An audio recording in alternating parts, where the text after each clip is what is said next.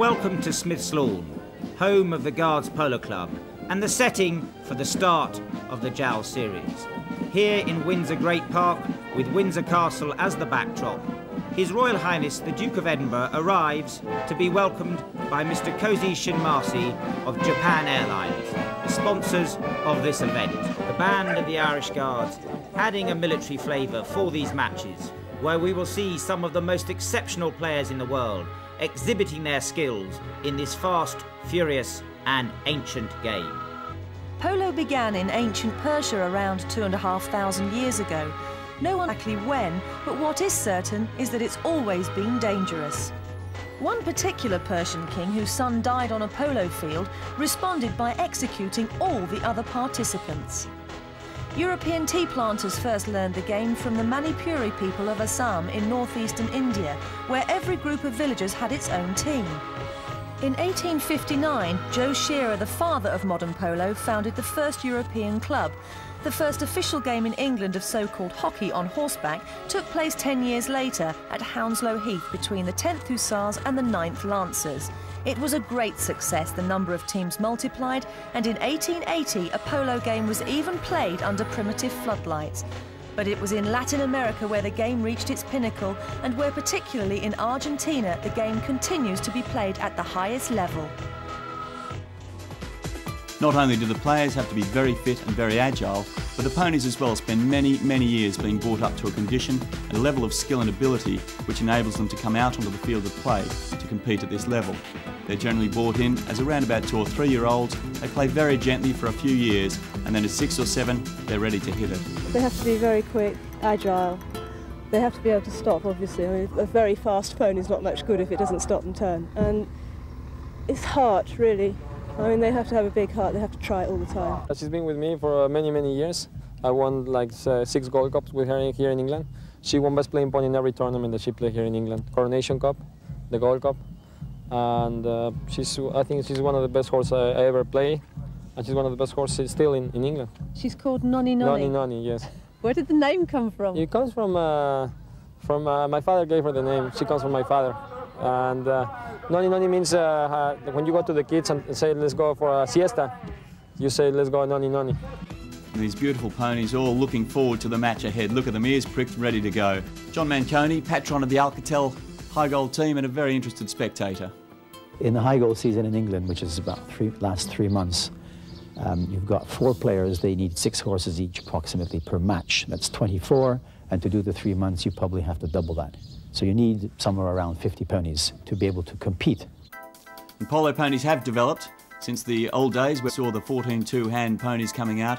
These days the players prefer a thoroughbred horse, something that's got the speed and the stamina to be able to get out there and play for a full 7.5 minutes, giving it its all.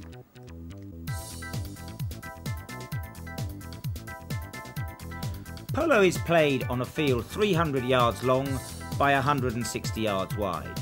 Both sides are boarded and 2 goal posts at either end are just 8 yards wide.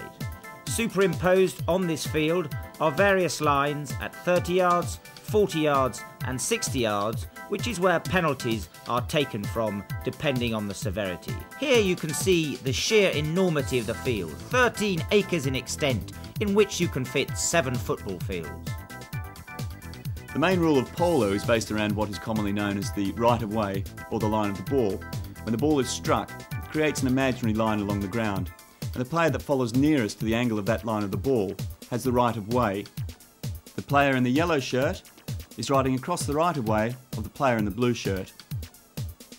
That's a penalty. Here now a penalty stroke is being taken, the ball placed and teed up. The player winds up very much like a golf shot, opens his shoulders up, generating the power from his hips, sending the ball forward.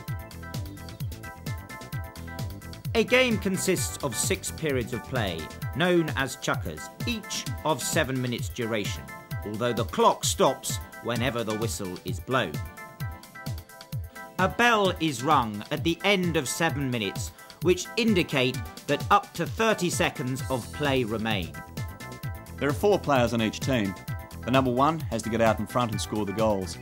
2 and 3 are the workers on the field, the 3 being the pivot position. The number 4, the back door. He's got to be strong and stop those goals from coming through. Players are handicapped from -2 at the lowest level to 10 at the highest. The JAL Cup is going to be played with players at the very, very highest level, many playing off the 10-goal handicap. There are only about a dozen in the world. In this series, you're going to see most of them. 2 mounted umpires award penalties as required and ensure that the rules are obeyed for the safety of both players and ponies. They consult a referee on the side of the ground whenever they disagree, and his adjudication. The field is 200 yards by 300 yards, and they need 2 of us to cover as many angles on the field as possible. Traditionally, the field's divided in a diagonal, and we keep to our own area.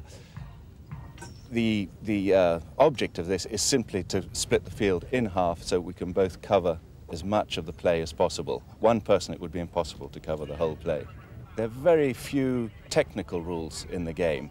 Every rule in the game is based on safety. The safety rules are based on somebody who has the line of the ball. The line of the ball is you're going down the main road. If you're going down the main road, you've got the right of way and nobody can come at you sideways. A lot of the rules that rules that are broken are infringements on that right of way, and that's why it's so important to have 2 umpires to cover that line. You want to be watching that line as much as possible. Then you get rough riding where somebody's trying to bump another player off the line. It's all judgment calls at the time, and that's why you have to have current players umpiring, and there are discussions about whether it really was a fair bump or not a fair bump. 4 basic shots, forwards and backwards on both sides.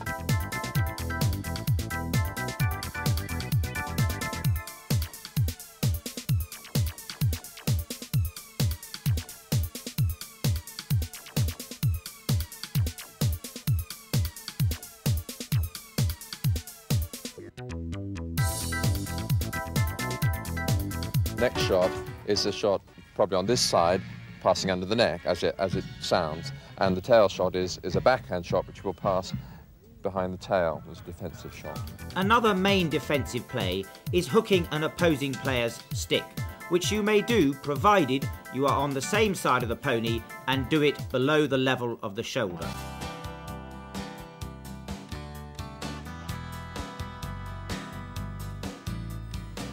Polo attracts a wide range of spectators, as well as many glamorous personalities. I love the animals. I love horses. It has a certain danger in it, definitely. And the men are so handsome and so athletic. How you can be that? The 2 teams now presenting themselves to the Royal Box. Playing in the yellow this afternoon, South America. Playing in the blue, the rest of the world. The number 1 for the South American team, Adolfo Cambiaso, playing off 10 goals.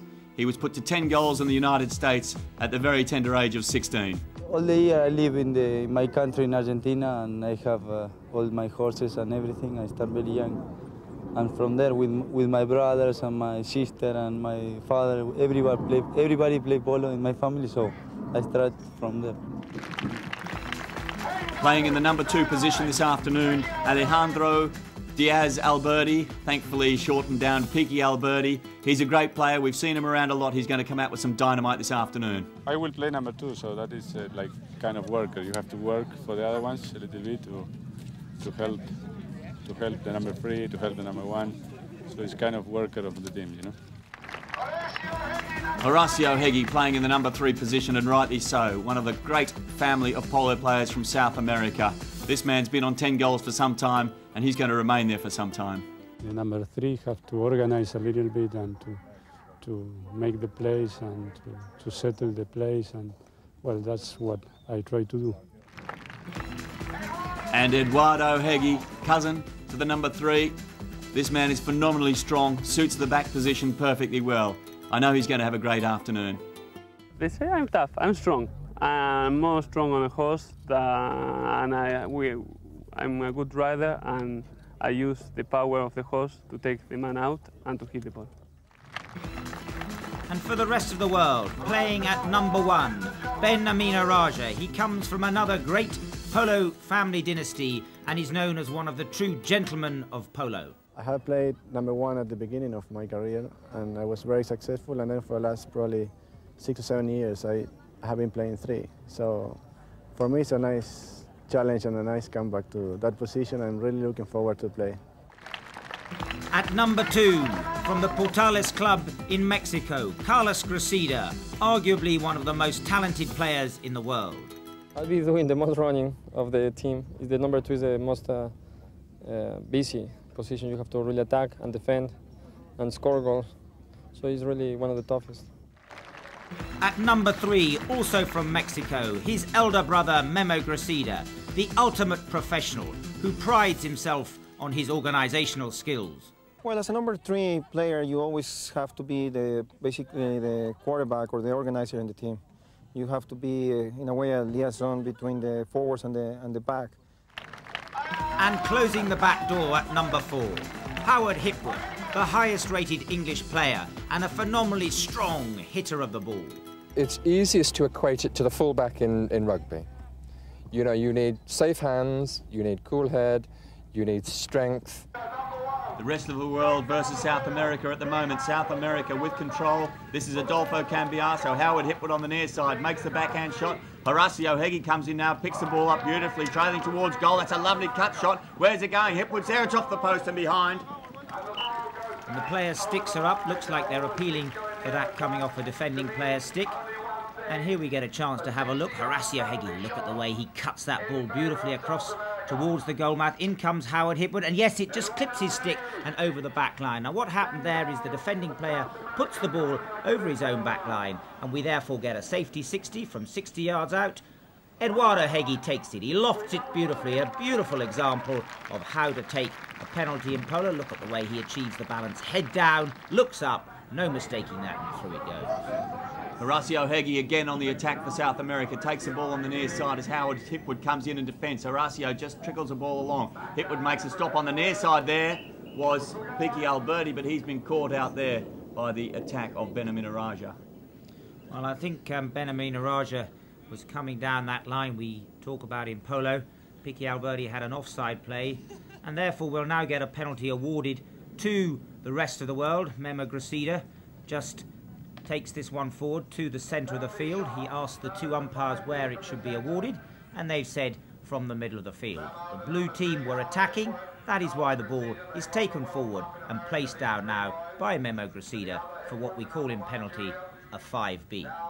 He tees the ball up, just make sure it's sitting up nicely on the grass. See the way he pats down the grass, gets rid of the divots. The whole point about taking a penalty is to make sure that you get a clean strike of the ball. He's teed it up, and it's going to be Howard Hipwood to take it. Howard it is now. A massive striker of the ball. Himself and Eduardo Heggie, 2 of the biggest hitters in the game. And look at that for a monster. Down the field, it's gone 100 yards, 120 into the melee, but it's come out again with South America. Piqui Alberti goes on to the attack as Adolfo Cambiaso rides forward for South America. Alberti winds up. He's called off it by Eduardo Heggie. Heggie comes through and gets a lot of wood onto that one, and away they go again. Back in defence is Howard Hipwood. Hipwood the backhand shot. Up in the air it goes. Who's coming through here? Over the top they go. Called off this time by Horacio. Horacio Heggie comes through for South America. The goal shot through it goes. It's 2-3 all of a sudden. And already that handicap advantage that the rest of the world received at the start, 3 goals they had on the board at the commencement of this game, it's now been whittled away to just 1, with 2 goals being scored now by South America. Just look at the way Horacio Heggie comes in and tickles that one through to get number 2 on the board. The spectators enjoying this polo. It's world class. It doesn't come any better than this. Indeed it doesn't. Ball again teed up, a penalty awarded once again to South America, trailing by just the merest difference now of 1 goal. And these South Americans really linking up well. We've seen several examples already of players being called off the ball because a player trailing or travelling behind has had an advantage in the hitting position. So now Eduardo Heggie, one of the great penalty takers, lining up for this 60-yard penalty. He wants to get it up in the air and over these players defending the goal. Away it goes, up it goes. Benjamin Araya has stopped it. No, it hasn't. It's come off Howard's horse and through the goal it goes. The scores are level. It's 3-all. Look at the power behind this one from Eduardo. And just look at Benjamin Araja in the number 1 position. Defends well. Doesn't quite get the angle he wants. And through it goes. Immediately back into the action. And immediately we see Memo Gracida fouling Eduardo Heggie, Jamie.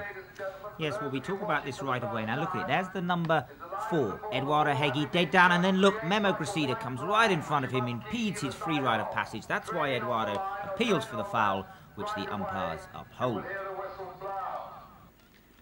Penalty awarded in favour of South America. Eduardo Heggie to take it. And again, Eduardo Heggie, he really is a dead-eyed dick, this man.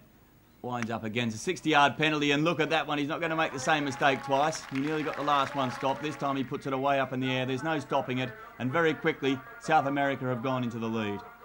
Well, he's taken 3 penalties. He's put all 3 straight between the flags. That's just how talented this young man is.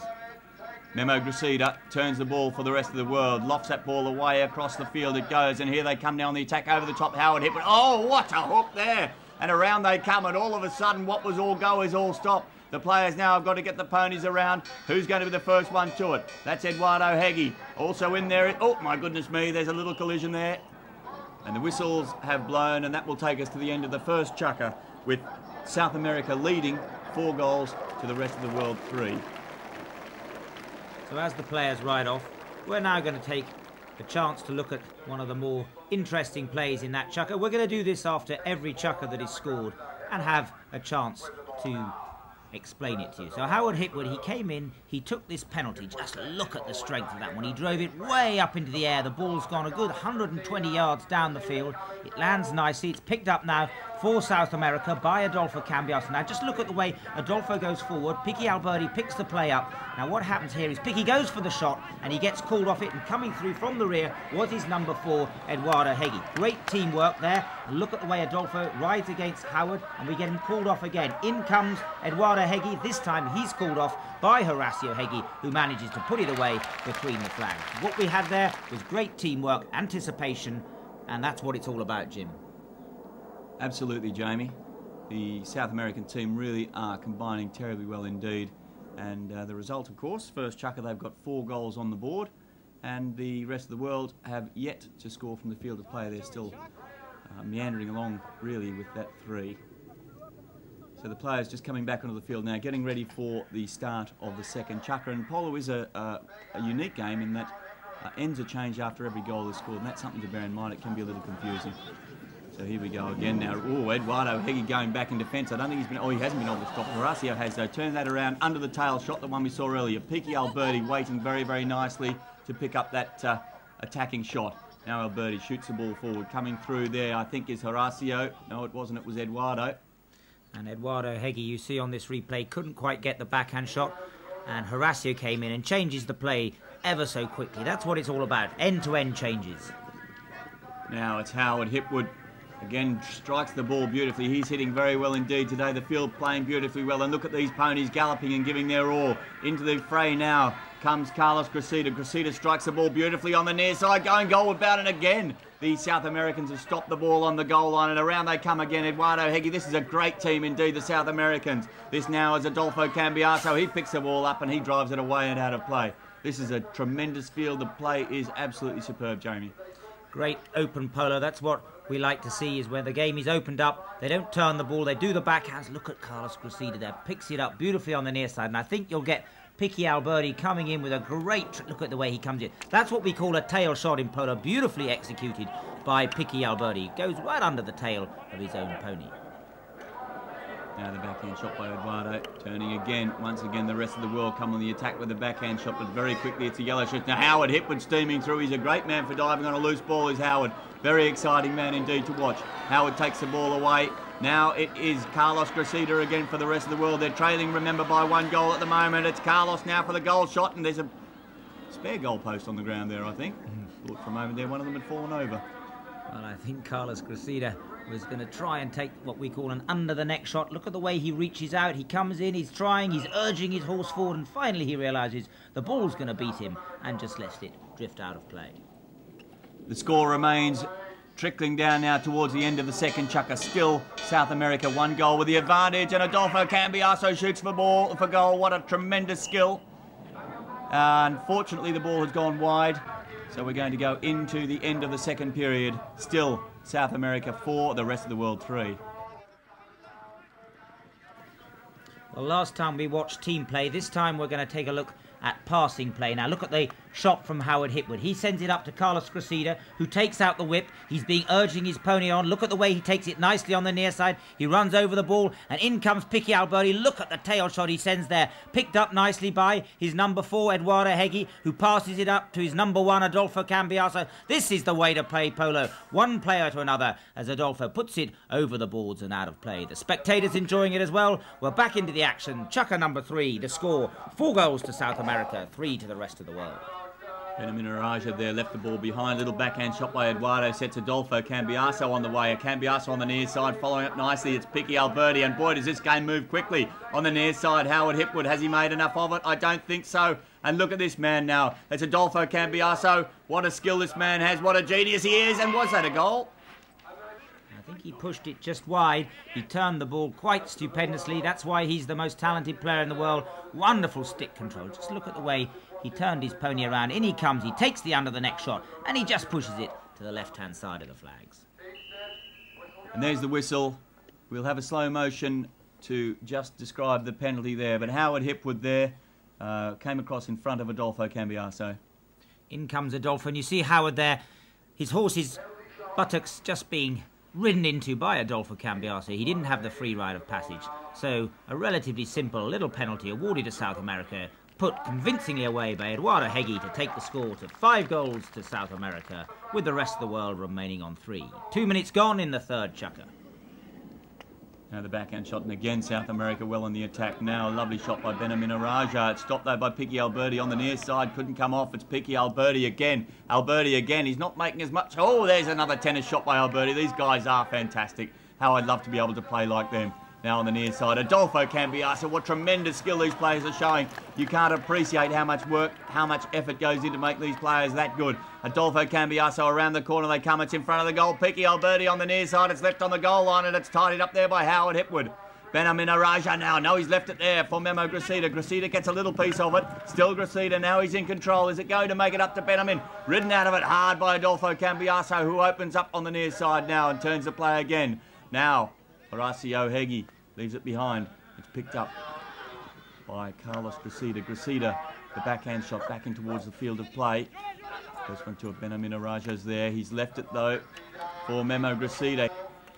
The near side backhand shot now by Cambiaso again puts the ball back into the middle of the field.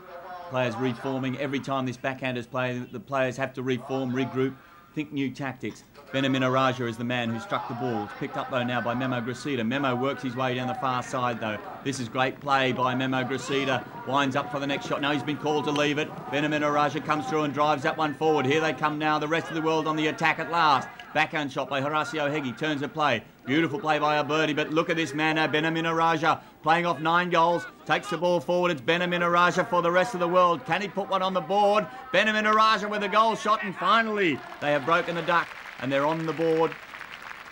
Benjamin Araja, beautiful aplomb when he put that one through the goalpost. Just look at the way he puts it between his horse's legs and through it goes.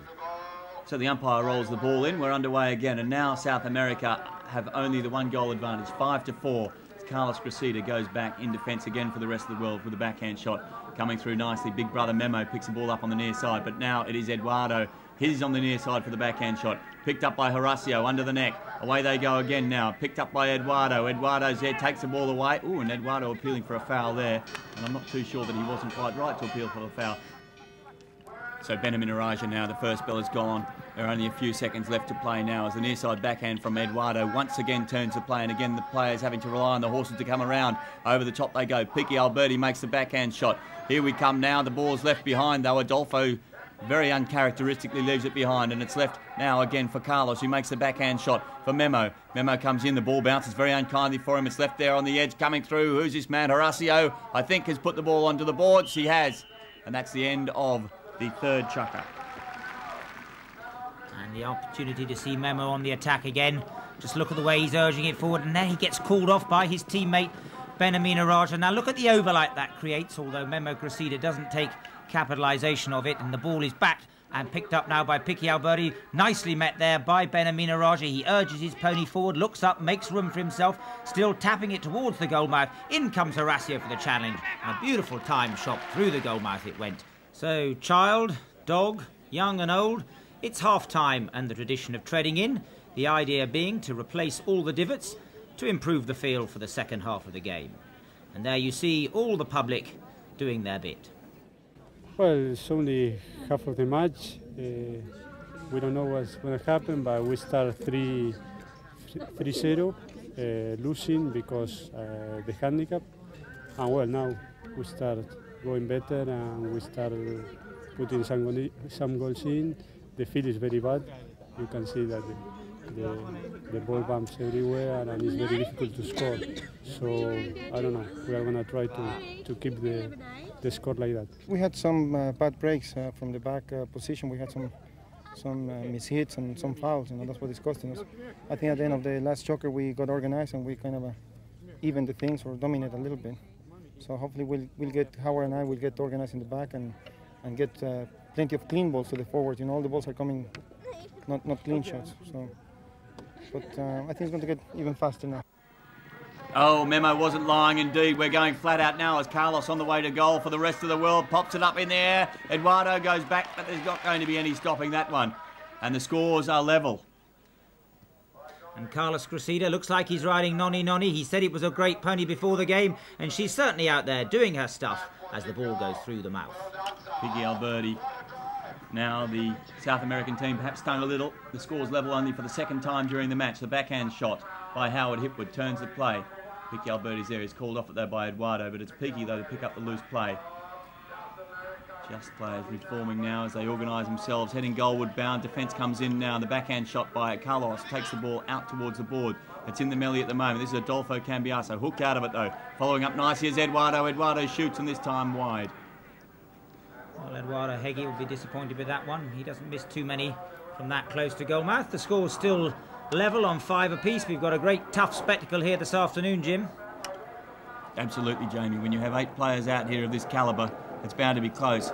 Now we go with the rest of the world, and what a lovely shot by Memo Gracida, and look at this beautiful grey pony of Memo scooting away from the field. He's lofted that one beautifully. The pony is putting some distance, and look at it go. This is a big field. These ponies are really motoring now. Memo on the way to goal. Look at him come now. Memo with a goal shot. He's just trickling wide at the moment. And a little stop there by Benamin Araja. Couldn't, unfortunately, stop the ball going over the back line.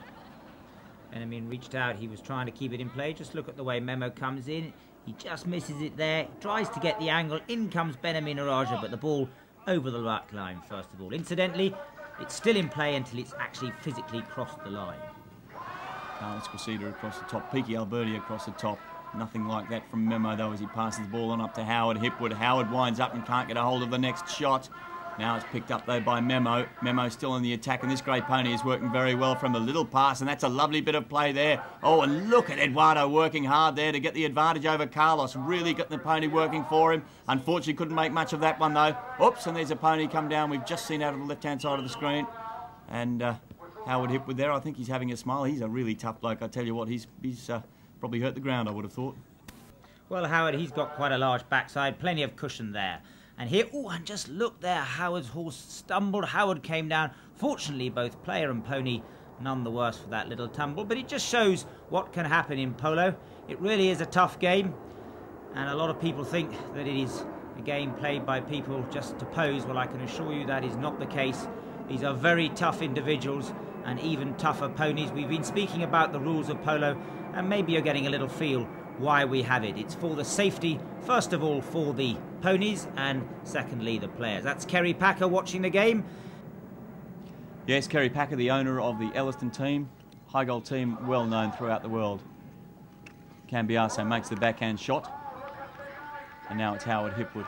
Lovely pony there, very powerful horse indeed. Howard plays the ball across, and now, oh my goodness me, I think we might be going to see a whistle there. We have seen the whistle indeed. I think, Jamie, that may have been a high hook. I think you're right, Jim. We spoke earlier on about foul hooks. You can't do it from the wrong side of the pony, nor can you do it on the player's arm, which I think possibly was what happened there. Just watch how Howard Hipwood comes in there. He takes the big shot, and look at the stick there from Eduardo Heggie. And yes, he does indeed catch Howard on the arm. So the penalty awarded in favour of the rest of the world. Neatly taken there by Benamin Araja. He puts it between the flags. That takes the rest of the world into the lead by 6-5. Now just look at this. This is what we call a 40-yard penalty. It's an undefended goal, The man in yellow came across to try and defend it, but it was too high, and they've changed ends again. For the first time since the first chukker, the rest of the world are in the lead. 6 goals to 5 now, and once again they put themselves on the attack, and here comes Memo again on this absolutely beautiful great pony. Look at him away out in front there now. Memo wearing the colours there of Galen Weston and Maple Leafs team, and what a shot by Memo, and I think they've stretched the lead to 7-5 now. And there's the bell to end the 4th chukker, a great chukker for the rest of the world. They managed to score 3 goals there, which gives them a lead by 2. Memo will be well satisfied. Just look at that pony, ears pricked, and Memo putting it away between the flags. Well, on our previous chukker analysis, we've shown passing and open play. Now, this time we get a little bit of really quite scrappy play. And just look at what the players have to do. They have to try and find room for themselves to get the game flowing again. Here comes Picky Alberti. Carlos comes in there. The ball changes line. Look at them all milling around there. There's no real direction of play. In comes Benamina Raja. And finally, Eduardo Heggie comes through from the rear and drives it towards the goal. But you've got to anticipate in polo and try and make room for yourself when the game changes round. Eduardo Heggie climbing aboard there, pony preparing itself for the weight of the rider to get onto its back. And now Memo Gracida, Carlos Gracida comes through and takes the ball away now. Carlos under the neck. That's a lovely looking shot by Carlos, taking the ball out to the boards. And again the melee as the players work themselves into position to pick up the new ball. This now Benamina Raja going forward. The ball trails behind him. He swings his stick quickly to pick it up, but he can't make anything of it. A little backhand shot there. That was Adolfo Cambiaso turning the ball around now for Horacio Heggie. Horacio lofts that one. You could see the angle. That one went away up. But look at this man now, Howard Hipwood out in the back. He's had a great game in the back position. He's missed that one though. Picky Alberti helps it on its way a little bit, but it's going to be Carlos Gracida, the first man to the ball. Carlos turns it, and what a cool head this man has. Turning the play around, sending the pass away out now, and look at the team in front of him now. This, oh my goodness me, Howard. He's left it behind. That was unfortunate. Picky Alberti with a tail shot turns it around. It's Carlos again. Carlos sends the ball forward for the rest of the world, who are enjoying a 2-goal lead at the moment. Benamina Raja backs the ball back into the centre of the field, and watch out. Oh, what about that for a bit of tremendous athleticism. I said at the start of the game, Jamie, how fit these guys were there. Poor old Picky Alberti has left his stick behind, and he's going to have to go over there and pick it up. And let's see if somebody's willing to help him. Carlos Gracida trickles the ball around. It's picked up by Adolfo Cambiaso. I'm sure we're going to see Picky Alberti back in the action any minute now, but Adolfo Cambiaso comes away with the ball. That classic riding style of his. It's away out in front. He's going to have to lean forward, picks a bouncing ball up and finishes it off. And what a great goal to draw the scores back to within a 1 difference. So 6 goals now to 7, still, of course, in favour of the rest of the world.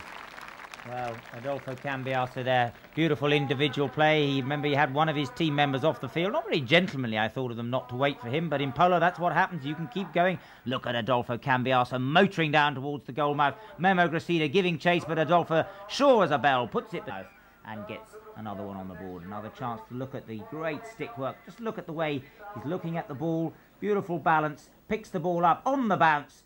Tremendous stuff. It really is great skill being exhibited by just this young man. He's only 18.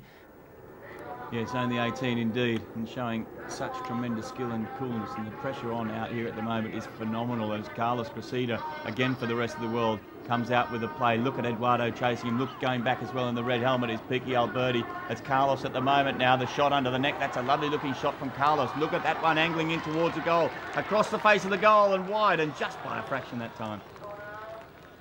Well, a beautifully executed under-the-neck shot there by Carlos Gracida. It really is one of the most difficult shots in the book, taken at the full gallop. Look at the way he leans out into the saddle, and the ball just sent flying across the face of the goal mouth and just wide of the goal mouth. That would have taken South America to 2 down. But instead the South Americans lived to take the hit in. They're only trailing by the 1 goal, and the bell goes and the ball hits the boards, and that is going to be the end of the 5th chukker.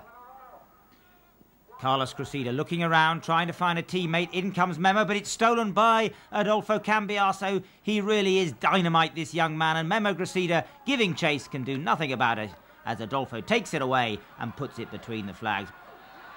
Well, Carlos and Memo between them, 20 goals, Adolfo 10 goals, and many, many years younger, beats them both to get it away between the goal mouth.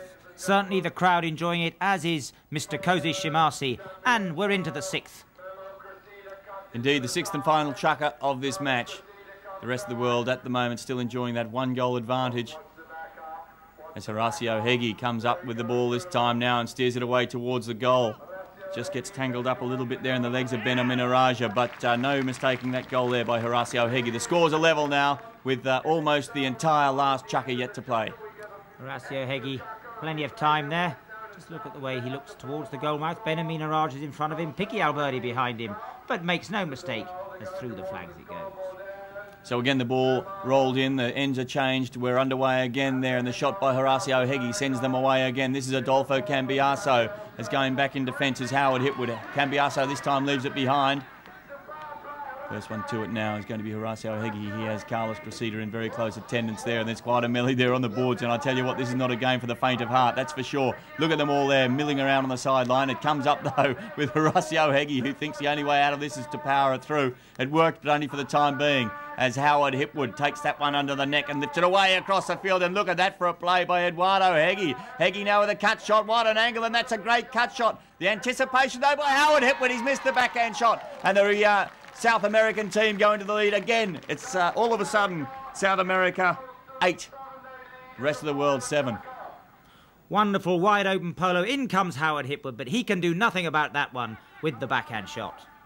And so things are really hotting up here now, and look at this man now. Carlos Cressida comes up with this one. Away he goes. He's got all the legs in the world. This beautiful pony travelling so well for him. Carlos takes it on nicely. He's so well renowned for playing out in the number 1 position. He's played it many times in the Argentine Open, and does he finish it off? It comes off in the end of pony and goes through. But again, the scores are level, and what a phenomenal game this is turning into. 8-all, Jamie. It really is. Just look at the way his teammates are trying to protect him. Look at Howard Hipwood protecting Carlos Cressida beautifully there. That is what the game of polo is about, allowing Carlos through to put it between the flags to level the scores. Great teamwork. And look at, in fact, Eduardo Heggie there working so hard against Howard. And Carlos Cressida just taking the opportunity to change ponies, and as you can see, he's changing stick as well. That chestnut pony just a little taller by the looks of things than the bay pony he's just hopped off. So back onto the field. There are just a few seconds left in this match now. It's 8-all, and this is about as exciting as it gets. A few seconds left to play. South America versus the rest of the world. 8-all, and the ball is about to be rolled in. And here we go now. The backhand shot by Picky Alberti. This is a hot game, a really classic indeed. And look at that for a shot. I'm not entirely sure it was legal, but it was a beauty. Now it is Carlos who takes the shot. Away we go again now. Carlos sends it forward. Eduardo Heggie, he's had a great afternoon, makes the backhand shot. Around they come again. The next goal is going to win this match for sure. Adolfo Cambiaso picks the ball up. The bell has gone. We're only into the dying seconds now. 8-all, the rest of the world versus South America. Here we go now, and can Adolfo Cambiaso do it? Adolfo on his way, goalward bound. There can't be much in it now, and he's missed the goal. It can't be a lot of time left now. Look at Carlos Cressida. Who's it going to be? The backhand shot by Horacio Heggie. It's picked up now by Memo Cressida. Memo now takes the ball out of danger, and surely we cannot. In fact, the bell goes, the match is over. And the result, 8-all, the rest of the world versus South America. Well, what a tremendous result, befitting such marvellous play. 8 of the best players in the world, watched over by a very appreciative crowd. Handshakes all round. You see Adolfo Cambiaso, possibly the star of this game, certainly the man to watch for the next 20 years. And the chance for the final analysis. Horacio Heggie drives this one forward. Picked up now by Howard Hipwood. Here comes the huge under the neck shot. Here it comes. Lovely shot across the field of the way. And look at the interception there by Eduardo Heggie. Tremendously plucks the ball up in front of the opposing team. In comes Howard Hipwood, and he can't do anything about it. That just shows if you're quick enough, you can intercept anywhere you like on the field, as long as it's not dangerous. So on behalf of Japan Airlines, the trophy is presented to the 2 captains. Horacio Heggie for South America, Memo Cressida for the rest of the world. A wonderful match, a fitting result, and Mr. Shinmasi receives the trophy back, and the 2 captains shake hands.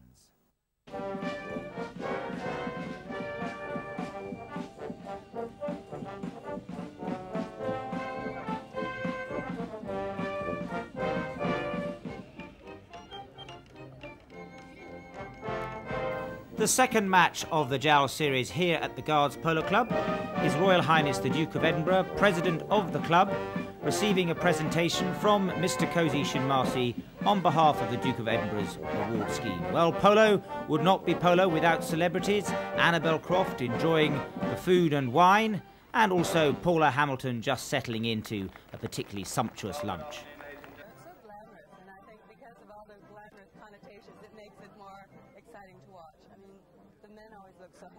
A handsome man indeed, Marcos Hegyi, the number 1, Alfonso Perez, the number 2, Pepe Hegyi. They're all getting ready for this match, and there's the man himself, Memo Gracida, just getting himself set for the game, mounting his pony. The two teams now ready for the introductions. In red, South America, playing in the number 1 position, off 10 goals, Alfonso Perez, the oldest man on the field today. In the number 2 position, also off 10 goals, Pepe Hegyi, and we'll certainly see the sparks from him. In the number 3, the linchpin of the team, Horacio Hegyi, no stranger to the JAL Cup, having played last year. And at number 4, his younger brother, Marcos Hegyi, first time in the JAL Cup. And for the rest of the world, in blue, the charismatic and particularly talented player, Pete Merlos, also off 10 goals. In the number 2 position, from Mexico, Carlos Gracida, and playing at number 3, his elder brother, the ultimate professional, Memo Gracida. And shutting the back door for the rest of the world, the first time in the JAL series for Ernesto Trots. The spectators are ready, the players are ready, and here we go. So this second match in the JAL series gets underway, and out we go. 40 goals versus 40 goals. South America versus the rest of the world. Lovely backhand shot there by Memo Gracida, and it's picked up again now by the rest of the world. They're firmly on the attack. Now this is Pete Merlos, takes the ball on the near side very well indeed. Hooked out of it though. First one to the ball, coming in nicely is Carlos Gracida. Takes it on well indeed. He's very, very hard ridden there, and the ball is going to be left now for Pepe Hegyi.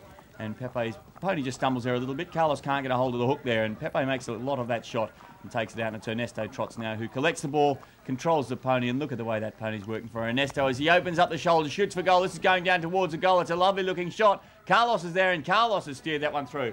And a great start there for the rest of the world.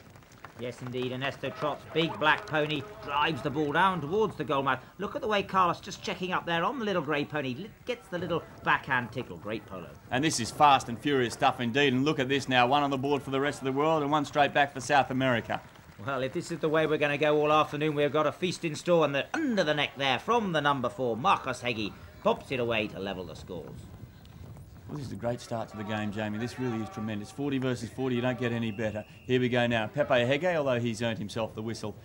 And our umpires this afternoon, Howard Hipwood there. We saw him in the last match, and this year, of course, he's been persuaded to put the umpire shirt on and come out and look after the players. The other umpire, Jim Gilmore from Australia, and I know that both of these men are very strong indeed. They're not going to put up with very much from the players. And of course, the South Americans, hot-blooded fellows, they're not averse to having a bit of a shout at the umpires if the whistle goes in a direction that they're not particularly happy with. You see Ernesto Trots there, and the saddlecloth on that pony, the Z of the Elliston team. So Carrie Packer having supplied many of the ponies, and look at this pony, it really is a beauty. Ernesto Trots, the shot from the middle of the field, the 5B, and he really has launched that. That's a marvellous shot. Away it goes now, down in front of the team. Stopped nicely though by Marcos Hegyi. Brother Horacio comes in and picks the ball up nicely now, and away we go. The rest of the world on the attack now, as this time Horacio leaves the ball behind. Now the backhand shot, turning the play again. Oh, and the ball met nicely there by Marcos Hegyi, and Memo Gracida gets on the line very well. Ernesto Trots is there, and Ernesto, I think, has probably earned himself a whistle. Pepe Hegyi is riding in reverse there. You see Jim Gilmore consulting with his fellow umpire, and the ball struck there nicely by Marcos Hegyi. Right back into it now. There's the shot by Pete Merlos, and Merlos has immediately got a whistle. And the umpire's really trying to put a stamp on this game at the start. As I said, they're both very strong men, really trying to make sure that these guys are not going to get too carried away with themselves. Horacio Hegyi with a nicely taken 30-yard penalty, a free hit at an open goal. Howard Hipwood rode across, couldn't stop it, and that takes South America up to 2, the rest of the world remaining on 1. And as we saw by the clock there, just a minute remaining in this chukker, the first one of 6 chukkers. And it's Memo Gracida who drives the ball forward. Going back now, Marcos Hegyi. What a lovely shot. I think that came off a player, though. It's picked up now by Carlos Gracida. He sends the ball forward. Oh, my goodness me. Waiting there in the front, there was Marcos. It's left over for Horacio to make the backhand shot. Picked up by Pete Merlos. Merlos goes on the attack for the rest of the world. Over the top goes Horacio, and Pete makes the little shot. I don't think there's any mistake. There isn't. It's 2-2 now. We only have a few seconds left in this first chukker. certainly a good opening play there with the scores you can see 2 apiece. And now we get a little chance to see the backhand shot from Memo Gracida. He turns it around nicely, picked up well by Pete Merlis. He sends it forward to Carlos Gracida. Pete Merlis switches to the near side. Look at the way he's riding off against Horacio Hegyi. Has his stick hooked. In comes Carlos Gracida, and he manages to take it down the field of play. Big ride off between the two of them. Little tickle. And finally Pepe Hegyi comes round to clean up the play. Good teamwork there. This is the way you play polo. Opening the gain up, turning it around, and then it's going to be Ernesto Trots. Look at the size of this animal, but despite its size, hugely manoeuvrable. Down towards the goal mouth it goes, and just coming in to tuck it in there is Carlos Gracida to open the account. Beautiful play in the opening seconds of that first chukker. Well, you see our players there just taking the opportunity to change ponies. Every chukker that's played, you normally change your ponies. We're into the second. Pepe Hegyi on the near side, lovely strike of the ball, but it is going to be Ernesto Trots who makes the tail shot and turns the play once again. Now Memo Gracida, what a shot. It's sprayed though out to the right. Now this time it's Alfonso Pierres leaning away out of the pony. He takes that ball very nicely indeed. Look at this little bit of work going on out there to protect the man. Little backhand shot back into the field it comes. Now it's Marcos Hegyi taking the ball forward again. South America well and truly on the attack. Look at Marcos chasing that ball down, gets a hold of the next one and still comes through. The ball caught well and truly in his pony's feet there. Pete Merlis there across the ball. Now it's picked up by Pepe Hegyi, and it's all red shirts at the moment. Alfonso, he's left it. It's going to be picked up now though by Marcos. Marcos Hegyi puts it through. The score goes on 3-2 now in favour of South America. Well, you can see even at this 40-goal level, polo can get a bit scrappy. They're all coming in there and finally sorting themselves out. Marcos Hegyi with the clear shot at goal, and strike it well he does, and puts it straight between the flags to put them in the lead. So we're still in this second chukker now. And there's a very hard ride off and the backhand shot. Nice one across the goal, across the field it goes. All players working hard to get to the ball now though. It's Alfonso Pierres who comes up with it. He sends it forward up for Pepe Hegyi.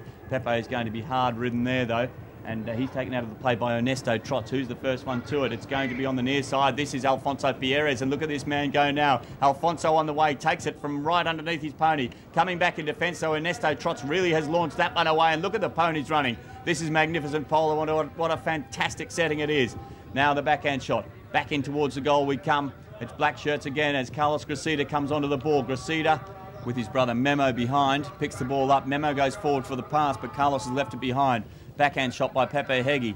Around they come, it's Ernesto Trots on there with, again, that lovely big back pony with the Elliston saddle blanket on. There's the shot up to Memo. Memo's left it though. Pete Merlis is going to be there. Pepe Hegyi, I think, was riding for the foul but didn't get it. And here we go now on the attack, and it is all attack at the moment. Pete Merlis comes through again. Merlis it is. First one to it though is going to be Memo Gracida now. Memo opens up for the cut backhand shot. It's a very difficult shot to play. It's gone across the face of the goal and wide. Well, tremendous exhibition of flexibility here by all these players. They're all playing, doesn't matter what their real position is, they're moving from 1 to 4, from front to back, and that's what's keeping the polo wide open.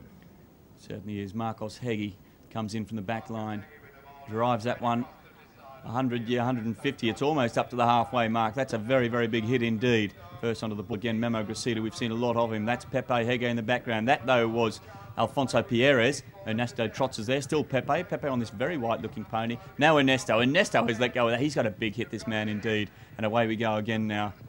And this really is polo at its best. It's picked up now by Carlos Gracida. Hooked out of it, though, by Marcos Hegyi. Now it's picked up by... I'm sorry, this is Marcos Hegyi. Those two players very, very similar indeed. Brothers, of course, and both have a very similar riding style, and that's my excuse. And the first bell having gone, the ball has struck the boards and the end of the second chukker with South America 3, the rest of the world 2. Well, you may remember I was talking about the flexibility of these players, and in this little sequence we'll watch how they all interlock. What I want you to concentrate on is the position on the field. There's the number 1 playing well in defence. Now he's hitting it up to his number 2 who's ahead of him. Now the number 2 hits it up again, and who's going to come in there? It's going to be the number 1 again. Alfonso Pierres comes through, picks up the ball. Beautiful interlocking play by these players, not staying still in their own position, and whipping it through there is the number 4 for the blue side. That's Ernesto Trots. He set it up forwards, in he comes again. The backhand shot's going to come through there from the team in red, and picking it up is the number 2 Carlos Gracida. Now watch this play. He slows it down, keeps the control himself. Now he sends his number 3 up in front of himself, but behind him he's got the number 4. There's Pepe Hegyi coming in, number 2, and he doesn't quite get the shot he wants. The number 4 sends it up to his number 3. and he's got no one in front of him, but he gets called off it by his number 1, Pete Merlis. Just look at where all these players are. Up to the number 2 it goes. That's Carlos Gracida. Carlos Gracida leaves it behind. Through comes Pete Merlis again. He's the number 1. There's the number 3. And finally, to the end of the play, Memo Gracida puts it across the face of the goal mouth. They're everywhere. Doesn't matter what position they're in. Well, the crowd there thoroughly appreciating this wide open play as we move into the third chukker. The score 3-2 to South America. And already we're into the open play. The pony's really running well on this field this afternoon. The backhand shot by Carlos Gracida takes the ball back out to the boards. Ernesto trots over the top. Picked up nicely by Pete Merlis. Merlis comes through in fine style, in fact. Very hard ridden on the boards on the far side. And of course, this riding and pushing and physical stuff is something that the players and the ponies all enjoy. They certainly are working hard at it this afternoon. And Pete Merlis there, playing the ball on the near side, has really got in the way of Horacio Heggie coming down the line. The umpires are blowing the whistle and they'll discuss the severity of his penalty. Well, Peter tried hard to keep off the line, so they're just awarding it from the spot. No severe infringement there. Ball taken now and struck nicely down the field by Marcos Heggie. Picked up there by Pepe, but comes off a pony and back into the melee. Little backhand shot, turning the play once again. This is Pete Merlis now playing in his position for a change. Going back is, it's Alfonso Pierres, would you believe? And so Pete Merlis still in the attack now. Pete Merlis, Alfonso Pierres is there. And can they stop the ball? It's through, I think. Yes, in fact, the flags go up. And Pepe Heggie not entirely pleased with that one. Memo Gracida followed it through. I'm not quite sure if it was him or Peter that popped it through. Here comes Pete Merlis. Look at the way he's standing up in the stirrups. Just comes in, protects the ball. Over it goes. There's nothing that Alfonso can do as it goes through. So it's Pepe Heggie now. Striking grey pony, he's on over the top, he leaves it behind now. Carlos Gracida can't make anything of that shot, and it's going to be Marcos Heggie who comes up with it. Memo Gracida is there. It's Marcos Heggie though, the ball trickling in front of him. Great skill being shown by these players. The ball left in front of the goal now. Oh, and there's a big ride off on the ball back through the goal. And Marcos Heggie takes the score on to 4-3. Well, we've seen plenty of goals being scored going forwards, but I think this is the first example we've seen of a backhand goal. Just watch the replay again. Here comes Marcos Heggie, taking the ball along there nicely, evading the hook of Memo Gracida and tucking in there behind, giving support is Pepe Heggie. The ball ricochets off a pony and in comes Horacio Heggie and takes a beautifully executed backhand shot. Yes, indeed. So South America having the advantage, that one goal in front at the moment, and that's a monstrous hit. Look at that for a beautiful drive down the field now, and it's picked up by Alfonso Pierres again. Lovely looking near side shot there. What poise this man has now on the near side again, and oops, the pony's just stepped on that and moved it out of the way. A little bit unfortunate there for Alfonso, but it is Memo Gracida to pick the ball up and again tidy up the loose ends. This guy, one of the greatest captains on the polo field, and turns the ball cleverly, and not entirely sure that what Horacio did there was legal, but it didn't matter because Memo's come up with a ball now. So Memo to the far side of the field, players reorganising again. Afternoon sun absolutely brilliant out here, and it is Memo who lets go with a shot. Away up the field we go now with the rest of the world into attack, but in fact quickly turned around now. Again, the players having to reorganise themselves very quickly indeed, and that's Alfonso Pierres making the next shot. Lovely looking shot indeed. Now the backhand shot. Ernesto trots, turns the play again, and really this game going so fast indeed. Direction has changed very quickly. Pete Merlis comes up with that play. Going in defence there is Marcos Heggie, can't make the hook. Pete Merlis centres the ball. Going back onto the boards, just to tidy up there. A little bit of scrappy play, but it's tidied up now by Ernesto Trots. And Ernesto now looks up for the field and sees where it's going. He's hit that one around under the neck. I think he's been looking for Memo Gracida. Memo there waiting out in open space. He's left it behind. Ernesto, though, is following up, and Ernesto gets a hold of that. Perhaps the field a little bit bouncy at the moment. They're just making a little bit of a meal of it. Ernesto, though, this time sends that one forward. Here they come now, the rest of the world. It's a lovely stop there by Pete Merlis. Alfonso over the top. Backhand shot. Back into the field, and it's going to be Memo Gracida. Memo, he doesn't miss from that range, and a great goal by Memo. Memo Gracida with a wonderful example of a near side open backhand shot. That really is one of the most difficult shots to put through the goal mouth. It requires you to get quite an angle through your shoulders. 2 minutes left to play, and it's Memo again. Opens up with a near side cut shot. Look at all the red shirts at the moment, but there on the hook, lovely hook by, I think it was Marcos who made the hook. It can't have been Marcos because this is him here. I'm going to be caught out by this all day long, I can tell. But Marcos has scooted through. Lovely bit of play. Now he's left it behind. Ernesto Trots makes the backhand shot. Out to the sideline we go. Pete Merlos is there, but the first one is going to be Alfonso Pierres. Alfonso with a shot. That's looking... Oh, in fact, just squeaked out to the left. I must say, Alfonso Pierres, beautifully executed shots. Real classical pose. We've seen him making lots of room for himself. I love the way he strikes the ball, Jim. Yeah, it's lovely. He's got tremendous action and hits the ball a long, long way indeed. The next shot by Ernesto sends the ball out for Memo Gracida, and Memo sends it up to little brother Carlos. And, oh, it's stolen away very nicely indeed, though, by Horacio Heggie. Just watching the ball on the boards now, and Horacio makes the backhand shot, centres it up very nicely indeed. Pepe is there. Pepe, of course, Horacio's cousin. Pepe Heggie now just feints with the backhand shot. It's a little common one that some of us at the lower echelons of polo can play as well, the feinted backhand shot. Perhaps not so well. Oh, and look at that for a lovely lofted shot by Pepe Heggie, and this is getting the players running again. Alfonso Pierres, I think he's been hooked out of it. Memo Gracida makes the backhand shot away down the centre of the field again. It's picked up now by Carlos. Carlos hard ridden by Horacio. Ball left now, and it's Pepe Heggie. Under the tail he goes, and look at that man there. Memo Gracida gets the pony going around, but it's going to be picked up by Alfonso Pierres. Alfonso takes the ball away to the sideline, and under the net, can't make the shot. Now it's Horacio with a big wind-up and a big angled backhand shot under the net. What a magnificent shot that was. Pepe goes forward. He's hooked out of it, though. First one to it was one of those blue-shirted players taking the ball away and out to safety. Memo is the next man onto the ball and gets a hold of that nicely as he pops in just to pay his respects to the crowd. Backhand shot doesn't come off, and there's another little one. Now, here we go. That was a backhand shot by Alfonso, and it's put Pepe Heggie on the attack, and Pepe, there's a bit of angle on that ball, and it's travelling a bit to the right, but it's made it through. And so it's 5-4. Half-time, the players go off to change their ponies with South America in the lead. There we go. We see it on the board at the halfway point. Pepe Heggie, first one in the pony lines. We're now going to have a little look at a piece of teamwork. Here's Ernesto Trots, lovely shot forward. He's driving it up to Memo Gracida, but look at the number 2 there, keeping Pepe Heggie, the other number 2 on the grey, out of the picture. Just look at the way he's keeping him out all the time, allowing the free play for the players behind him. Here comes Ernesto Trots, and remember, see, he's let him go, and in comes Pepe Heggie, and he thwarts there the attack of Ernesto Trots. That's what it's all about keeping the player out of the game. But in fact, Memo Gracida comes in and beautifully finishes it off. A chance now for the spectators to restore the field of play to its former glory. Young and Mummy and Daddy doing their bit. A word now from the team captains, Memo Gracida and Horacio Heggie, about the ponies. Because the horses, you know, when you have the same rating, there are very small differences between players. So the horses are going to be the one the difference at the end of the game.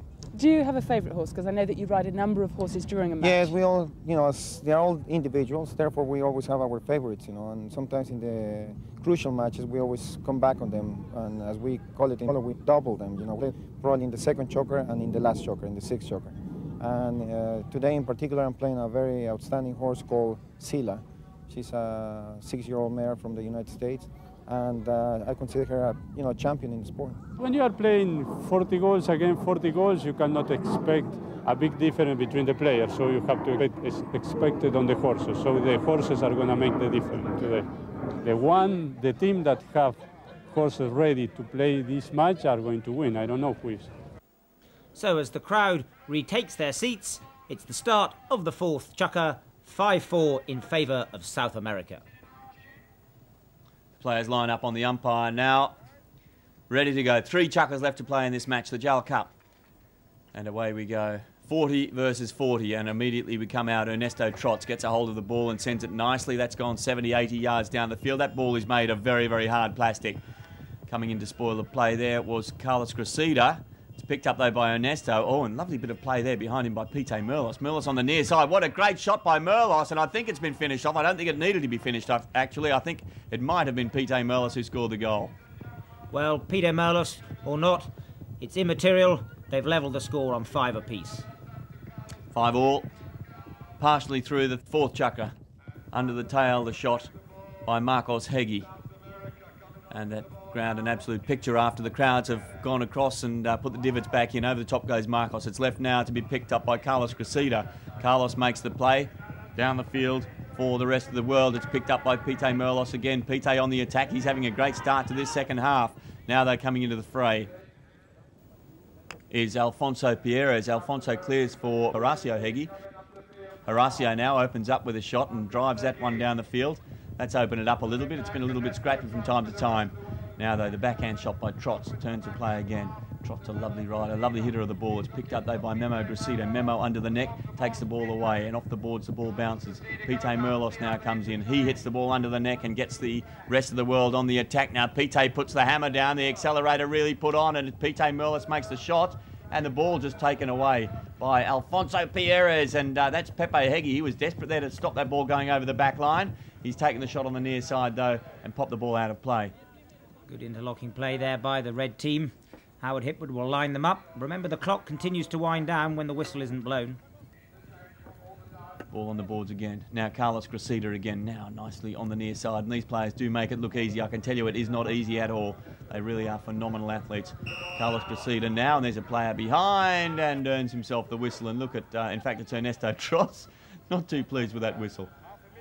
Well, Ernesto turned the ball in front of the red player who was coming straight down the line. At the time, the team in red going across the field, the umpires play the advantage and push this one up to the centre of the field. Penalty taken by Marcos Heggie. Pite comes in to make his presence felt there. Marcos on the near side doesn't get a hold of the shot, but Pepe Heggie could see what was going on. And here behind him comes Horacio again. Now Pepe has let go with a shot. Doesn't go anywhere though. In fact, it comes right off the feet there of Memo's horse. Now the backhand shot by Marcos turns to play again. Backhand shot by Ernesto Trots. And a little bit of scrappy play. It's picked up now, though, by Marcos Heggie. Marcos comes through. Pepe is there. I'm not sure what his intention was, but the whistles have certainly blown. I'll be interested to see what the umpires have to say about this one. Well, I think his intention was to incur an infringement because I think he'll be pushed to get away from that one. There was at least 2, if not 3 or 4 players coming down the line when Pepe Heggie just tickled that one in front of the players. And upheld it they have. The umpires pretty emphatic. They've awarded an open goal. This is a 30-yard penalty. It's going to be Horacio Heggie who just comes in. Pony nicely balanced. Oh, gosh, he didn't hit that one at all well, but he still manages to get the effect. Through it goes and gets South America up to 6 goals, with the rest of the world remaining on 5. So, near enough halfway through the 4th chukker. And this is when players are going to be starting to get a little bit interested in the final result. The second half is the one that counts, and this is a big chukker. Here we go now. Out of the play, it's Ernesto Trots, and look at Pepe Heggie working there against Ernesto. Pepe there leans out to make the hook, but can't make the backhand shot. Following up now, this is Pite Merlos. Merlos just nicely strikes the ball, and away it goes out in front again. Oh, and look at the work there that Marcos is putting in, but he's earned himself a whistle, I'm afraid. Yes, indeed. Ernesto Trots' free right of passage was impeded there. Umpire Howard Hipwood, he held his finger aloft. Penalty 2. That means a 30-yard penalty. Has the other umpire agreed? We call a penalty 2 30 yards, a penalty 3 40 yards, and a penalty 4 is from the 60-yard spot. The ball being teed up by Memo Gracida. This will be an open goal for the crowd to enjoy, and the man to take it is the number 1, Pete Merlos. He settles his pony down. It's an open goal, and in he comes. Yes, indeed. Pony beautifully balanced, and it is a 30-yard penalty. Does not make much of a meal of that one. He doesn't. He puts it through, and the score is 6-all. So we have a couple of minutes left in this 4th chukker, and the scores are all tied up. It's promising to be a very exciting afternoon indeed. Now the penalty taken on the spot, and here they come again now, the rest of the world on the attack. It's all tied up at the moment. Backhand shot, my goodness me.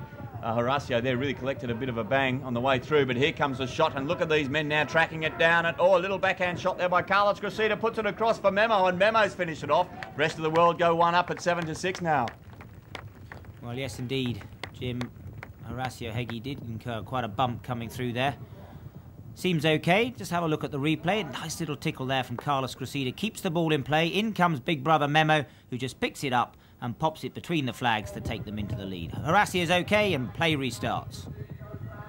Horacio is indeed okay, showing all the skill that he is very much capable of. And, oh my goodness me, Pete Merlos just takes the ball over the back line there. He won't be very pleased. That's going to result in a 60-yard penalty awarded opposite the point where the ball crossed the back line. This is the equivalent of a corner kick in football, where the defending player puts the ball out over his own back line. It's, as Jim says, taken from the 60-yard spot. The defending team allowed to stand in the goal mouth. Horacio Heggie to try and loft it over their heads. And Horacio doesn't get the ball in the air. It's trickling along the ground. It strikes a few ponies there, stopped by Memo eventually. And the whistles are blown again, and I've got a suspicion there that Memo may have been caught out in the melee in the goal mouth. Yes, Jim, I'll concur with you there. I'm sure it was Memo Gracida who came across the line of Pepe Heggie, who'd got himself swiftly onto the right-of-way. So we'll get a little easy tap there for the number 4, Marcus Heggie. He puts it between the goal mouth, and that takes the equaliser. 7 apiece now to South America and the rest of the world. A real dynamite stuff in the closing minute of the 4th chukker. Yes, indeed, 7-all. These two teams battling it out, and they'll be battling it out, I'm sure, right until the end of this match. 2 chukkers left to play at the end of this particular chukker. So the bell's gone now, and what are we going to see to end this chukker? Here we go now. Ernesto trots, winds up, and there's a shot by Ernesto, and Ernesto's going to take them to the end of the 4th chukker. 1 goal in the lead to the rest of the world. Well, a feast of goals coming there in the 4th chukker, 6 in total, and tremendous play all round. Let's have a look at one of the more special ones. And here comes Carlos Gracida. He doesn't give up. He goes all the way. He thinks the ball might go out, but no, it doesn't. He just keeps it in. In comes brother Memo and puts it away. The message to learn there is always keep trying. The 5th chukker now, and immediately South America on the attack. Lovely strike of the ball there by Marcos Heggie. Going back in defence now for the rest of the world. Ernesto trots, makes the backhand shot, turns it out towards the sideline. First one to it. There was a lovely bit of a play there by Memo Gracida to take the ball away from Horacio Heggie, but it's Memo now who gets the pony going. He's left this one behind though, and who's going to be the man who picks it up?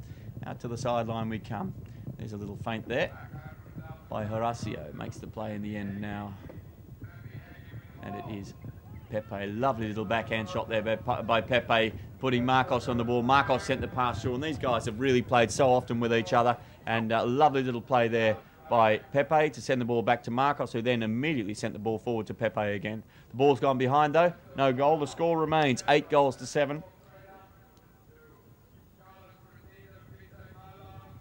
And it's Pepe Heggie makes the little backhand shot. Ernesto trots, gets the pony around. The backhand shot, the pass. Who's he going to make it to? It hasn't made it where he would have liked. It's ended up underneath the stick there of Alfonso Pierres, who's missed the near side shot. Backhand shot there by Carlos Gracida. Picked up now though by Ernesto Trots. Trots hits it away up into the air.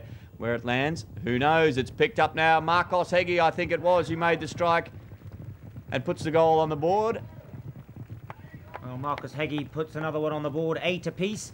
Just look at him here. He comes in, Pepe gets out of the way, and Marcus strikes the ball beautifully and cleanly, straight over the flags. The rest of the world straight back onto the attack. Ernesto trots, and the whistles are blown. Let's see what the umpires have to say about that. Well, the umpires are keeping a firm grip on proceedings, but they're also agreeing. We've had very little opportunity for them to go to the referee if they can't concur, so no problems there between Jim Gilmore and Howard Hipwood. Both veterans of the game of polo, shouldn't have too many problems. The game being avidly watched by the spectators. A 60-yard penalty, defended goal taken by Pepe Heggie. Pepe winds up, keeps his cool, puts it through, and South America back into the lead again. 9 goals to 8 now. Well, we're building up to a grand finale. Everything to play for with a chukker and a half to remain. This is Pete Merlos now, getting things moving again. Carlos Gracida goes over the top. Little backhand shot there. Carlos picks the ball up, and I suspect he's probably earned himself a whistle for that one. Oh, they have awarded one. They're going to have a little consultation. Carlos Gracida not at all happy. You see Howard Hipwood pointing to the centre of the field. What happens if the two umpires can't agree on the severity of the foul? They might again look to the referee and ask whether they should advance the ball or place it down at the site of the infringement. In this case, they've advanced the ball. It's in the centre of the field. Marcus Heggie to take it. And Marcos does. Now opens up for the big shot. Bear in mind the score at the moment, 9 goals to 8. And on the near side, the shot doesn't come off. Alfonso Pierres, the backhand shot by Carlos Gracida, turns the play. Around we come. Pete Merlos is there.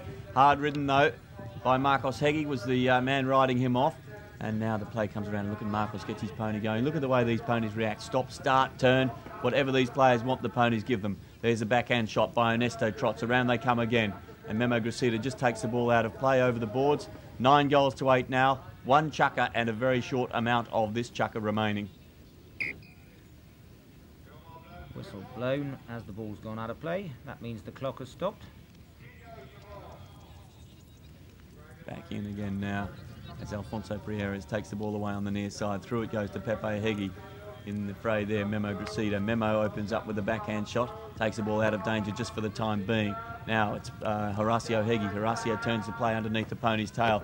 Memo Gracida reads it beautifully. The ball bounces though very unkindly for him, but backing him up there is Carlos, or in fact I think it may have been Ernesto Trots, but it doesn't matter because it's picked up nicely now by Memo. Here comes Memo again. Carlos on the near side swoops in and picks the ball up beautifully. Carlos centres it up. Who's going to be the first one to it? Little backhand shot there, and coming through for the backhand shot, Pepe Heggie. Now the horses come around, and a clear screen there as we see the first one to it is going to be Marcos Heggie, and now the ponies are running again. Marcos Heggie with Carlos Gracida behind, called to leave it, but the backhand shot by Ernesto Trots turns the play back into the centre again. Around they come. Pite Merlos. Oh, look at that for a ride-off there by Horacio Heggie. It's picked up though by Pite. These players are no slouches, I can tell you. Here comes Pite Merlos now. The score is 9-8. Pite Merlos on the way. He can't make the equaliser, and the ball trails over the back line. A chance for the rest of the world there. Unfortunately for Pite Merlos, didn't manage to capitalise on it. We'll get a hit in instead, and play restarted by Marcos Heggie. Marcos restarts with that strong shot of his out towards the sideline. The bell goes, 30 seconds left to play, but it's taken on now by Memo Gracida, met by Pepe Heggie, and coming through there is Ernesto Trots. Ernesto trailing by a goal at the moment in the dying seconds of this chukker, and it is Ernesto who puts it 9-all on the board. The crowd are very pleased with this one. Well, Ernesto will be well pleased as well. Managed to do what Pepe didn't. Look at the way he keeps his head down. He's not going to make any mistake about this one. The pony's ears are pricked. The ball's bouncing down there. And Ernesto comes in to finish it off nicely to equalise the scores. 9 apiece. The first goal of this chukker was scored by Marcos Heggie. And we see now how the pressure is applied. And he really just manages to keep it there. Shot from Alfonso Perez, he doesn't get it. The game's going backwards and forwards, blue and red all in it, but the pressure on the goal mouth is kept up. There's the backhand shot from Ernesto Trots, doesn't quite get it, and Marcos Heggie's in the right place at the right time and puts it through the goal mouth. There he is, he's remounting in the pony lines. Now we're coming back out for the 6th and final chukker, and as we heard at half-time from the team captains, many of these players will be coming out on their favourite ponies. They've probably played them in the first or the second chukker already, and the sparks will really fly now with the scores 9 apiece. The crowd is ready, the players are ready, the umpire Howard Hipwood is ready for the final chukker of the 1994 Jowl Cup. The ball is in, the heat is on, away we go. And boy, that didn't last very long indeed. Very quickly there, Memo Gracida came onto the ball, had the near side shot, and I think, Jamie, you can talk us through this. And indeed, Howard throws the ball in. The ball comes out on the ricochet. Look at the way Memo turns quickly there. In comes Alfonso Perez. Memo Gracida goes for the backhand shot. Maybe Alfonso riding into his shot. And indeed, the umpires look to the referee for a decision. And umpire Howard Hipwood points to the centre of the field. And they've ruled in favour of the rest of the world. So the rest of the world take the shot in the form of Ernesto Trots, and what a monster that one is. Away we go again. Over the top goes Pite Merlos. It's left now to be tidied up by Alfonso Pierres. The backhand shot by Memo Gracida puts it back into play again. Here we go now. Marcos Heggie with the backhand shot takes the ball away to the far side, and it's Alfonso Pierres again. And these guys defending now 9-all. This last chukker of this Jowl Cup, and away we go again. And it really is fast and furious now, and it comes down to who can hold his nerve. Pepe Heggie gets the pony moving. Away across the field they go now. It's still Pepe on the ball on the far side. The red shirts all converge on the spot. Look at them all 4 of them there. And it's picked up now by Horacio Heggie. Horacio comes forward. This time opens up, and let's go with a pass. But I think we're going to find all blue shirts out here waiting for it. And first one to it indeed is going to be Memo Gracida. Memo under the tail makes the backhand shot. Lovely shot by Memo Gracida. And the shadow's lengthening now. Here we come. A number 2. It's Carlos Gracida. It's come off the cane though and sprayed away out to the right. The players flying around now. Alfonso plays a little backhand shot. And there's the shot there by Pite Merlos, who takes it on underneath Marcos Heggie's nose. And it's Horacio now, the first one to the ball. Under the tail goes Horacio. That's a lovely looking shot by him. First one to it. Look at the riding off there. And these players, Pite Merlos and Pepe Heggie, came together. Very hard indeed. But it's going to be now Carlos Gracida. Oh, what a steal there. And these players really are showing some skill. I tell you what, they all want this trophy. Lovely shot under the neck. Away they come now. This is South America at its best. And who's going to be there on the near side? The hook, in fact, goes in by Ernesto, I beg your pardon. And the first one to it now, Pite Merlos. Pite with Alfonso in attendance. Pite turns the ball. Carlos comes behind. It's Pite who makes the shot, opens up and gets the ball away about 100 yards down the field. Getting onto the end of that one was Marcos, and he's turned it away back again. And look at the riding off now as the next shot comes in. It's going to be Ernesto Trotso to turn the ball. Can't make anything of it, and it really is pressure stuff now. There mustn't be much more than 3 or 4 minutes left. Carlos makes the shot. Oh, it's picked up beautifully by Alfonso Pierres, who takes it up and out of play and into the crowd. Well, that was a great run of play. Real end-to-end polo. There's no prisoners being taken out there in this last chukker. And indeed, the umpires letting the play go pretty smoothly. The confidence of these players not to cause too many injuries. Absolutely. Jim Gilmore there, just rolling the ball and getting them underway again. Over the top they go. The ponies helping it a little bit now. Backhand shot, but taken on by Alfonso Pierres, and the whistles are up. And I think Memo there believes that Alfonso may have pinched on his right of way. I think that time they couldn't let that one run. They've let quite a lot of things go on, which obviously makes the game run much smoother. But the penalty awarded in favour of the rest of the world. An open goal from 30 yards out. It's Pite Merlos to take it. Can he put the rest of the world into the lead? And Pite Merlos, look at this pony. I am absolutely in awe of the condition of these animals. Pite Merlos has really got a hold of that one. I think I've heard a whistle there. There may be some doubt about this goal. Seems as though there is. The umpires consult the goal judges. You see the goal judge hold the ball aloft.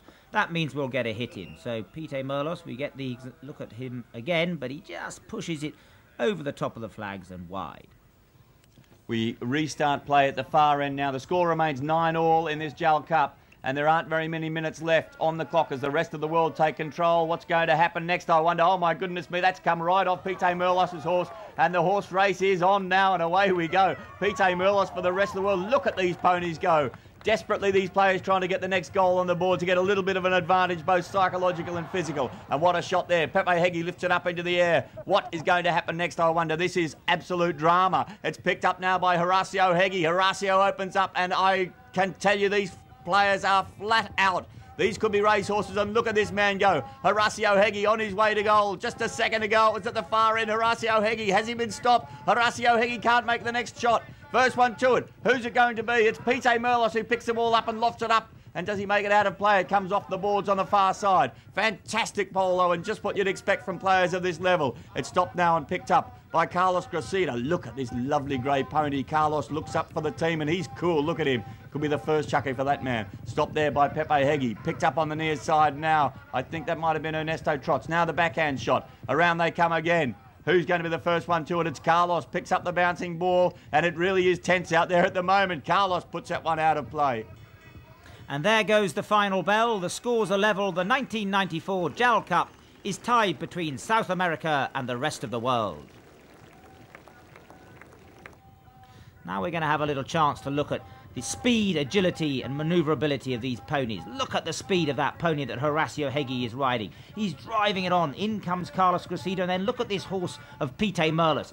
Travels it round there, brings it round. He's trying hard to keep the pony under control. The backhand shot there from Pepe Heggie. Now look at this lovely grey of Carlos Gracida. Just look at the way he manoeuvres that pony around. Imagine the dexterity of having a horse that can go flat to the boards and also turn on a sixpence. That's how well trained these ponies are, and it's a great credit to all these riders that they managed to produce these ponies in such fine fettle. Just look at the way Ernesto Trots brought that pony around. Look at the way Carlos Gracida playing tennis with that ball. All achieved by the manoeuvrability of the ponies. 9 apiece, the final score, the 1994 JAL Cup. Now we have the presentation. On behalf of Japan Airlines, the trophy is once again presented to the winning captains, Horacio Heggie and Memo Gracida.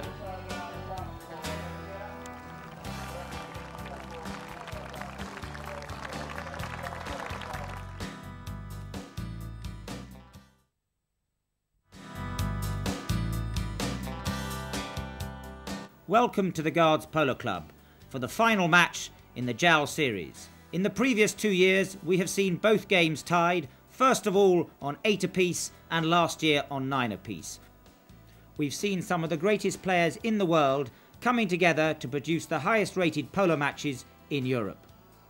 Here today, in the presence of His Royal Highness the Duke of Edinburgh, we're going to see the final outcome of this wonderful series. I think the atmosphere is lovely. I always enjoy it very much. Well, I don't know a great deal about it, but I enjoy it because I enjoy the ambience. How long have you been familiar with the sport? Good 10, 15 years. But I still don't know the rules. Jim and I will be back after each chukker for an analysis of play, but now it's over to your match commentators, Pippa Grace and Mike Hobday.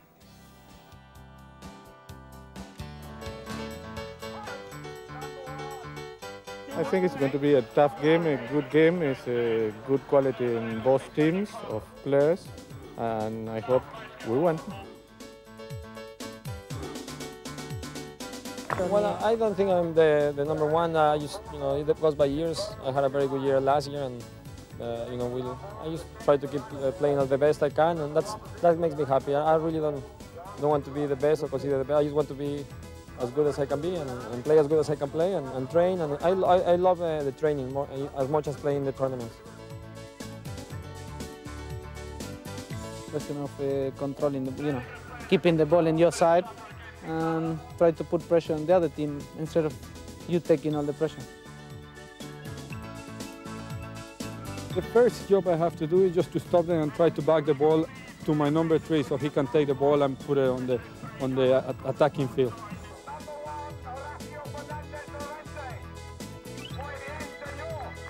The number one, I think, has to make the goals because he's in front.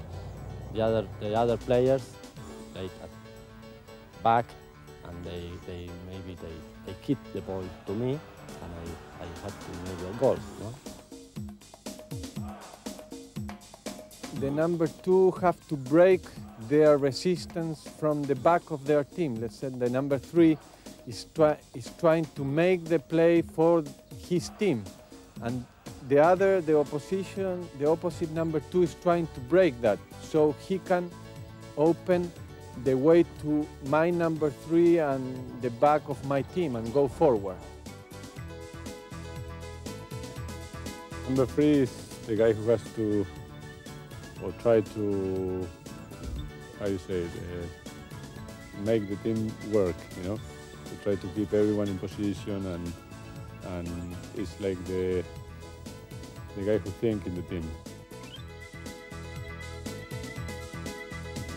My main job is to defend and to make sure that I'm the last man in defense for my team.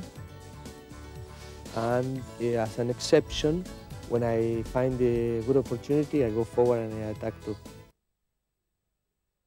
They line them up. And we go. First chukker, Jowl Cup. It's all about hitting that little white ball with a long stick and going very, very quickly. Pieris was sending that up there to Gracida. Gracida with a little backhand, cuts it into the middle. 60. Carlos's near side open backhander there, and Alvaro Perez was quick to claim the line, but unfortunately one of the Alcatel players was caught across it. Gonzalo Pieris. Poetry in motion, this man, one of the world's greatest players. That's a big, big lofted hit, very, very steady swing, but he looks up in amazement. He's put that one just to the right of the goalpost. That's a bit of a shock. Don't often see Gonzalo missing those. So the hit in from the back line, taken for Alcatel, and that's a long, long hit through. This is Horacio Fernandez Llorente. I'll call him Llorente from now on, but Llorente taking it through. He's taking that on the offside, on the right-hand side. Now he switches to the other side, the left-hand side of the penalty, the near side. He takes a shot at goal, and he pulls it through. I do believe he scored. Great goal from Horacio Fernandez Llorente, one end to the other. Polo at its best. Yes, we saw some fantastic play there. It was hard for Carlos to get up alongside Horacio. A little bit of pony power expertise coming in there, and a superb under the neck near side goal by Horacio. Back to the centre they go. They change ends after each goal. So they will turn around. You'll see the Elliston team in red attacking now to the right-hand side of our screen. And there is Gonzalo Pieris again. He was 10 goals for many years, now on 9 goals. That handicap as we described earlier. Under the tail shot there, coming in. Players trying to pick up that line of the ball, get the right of way.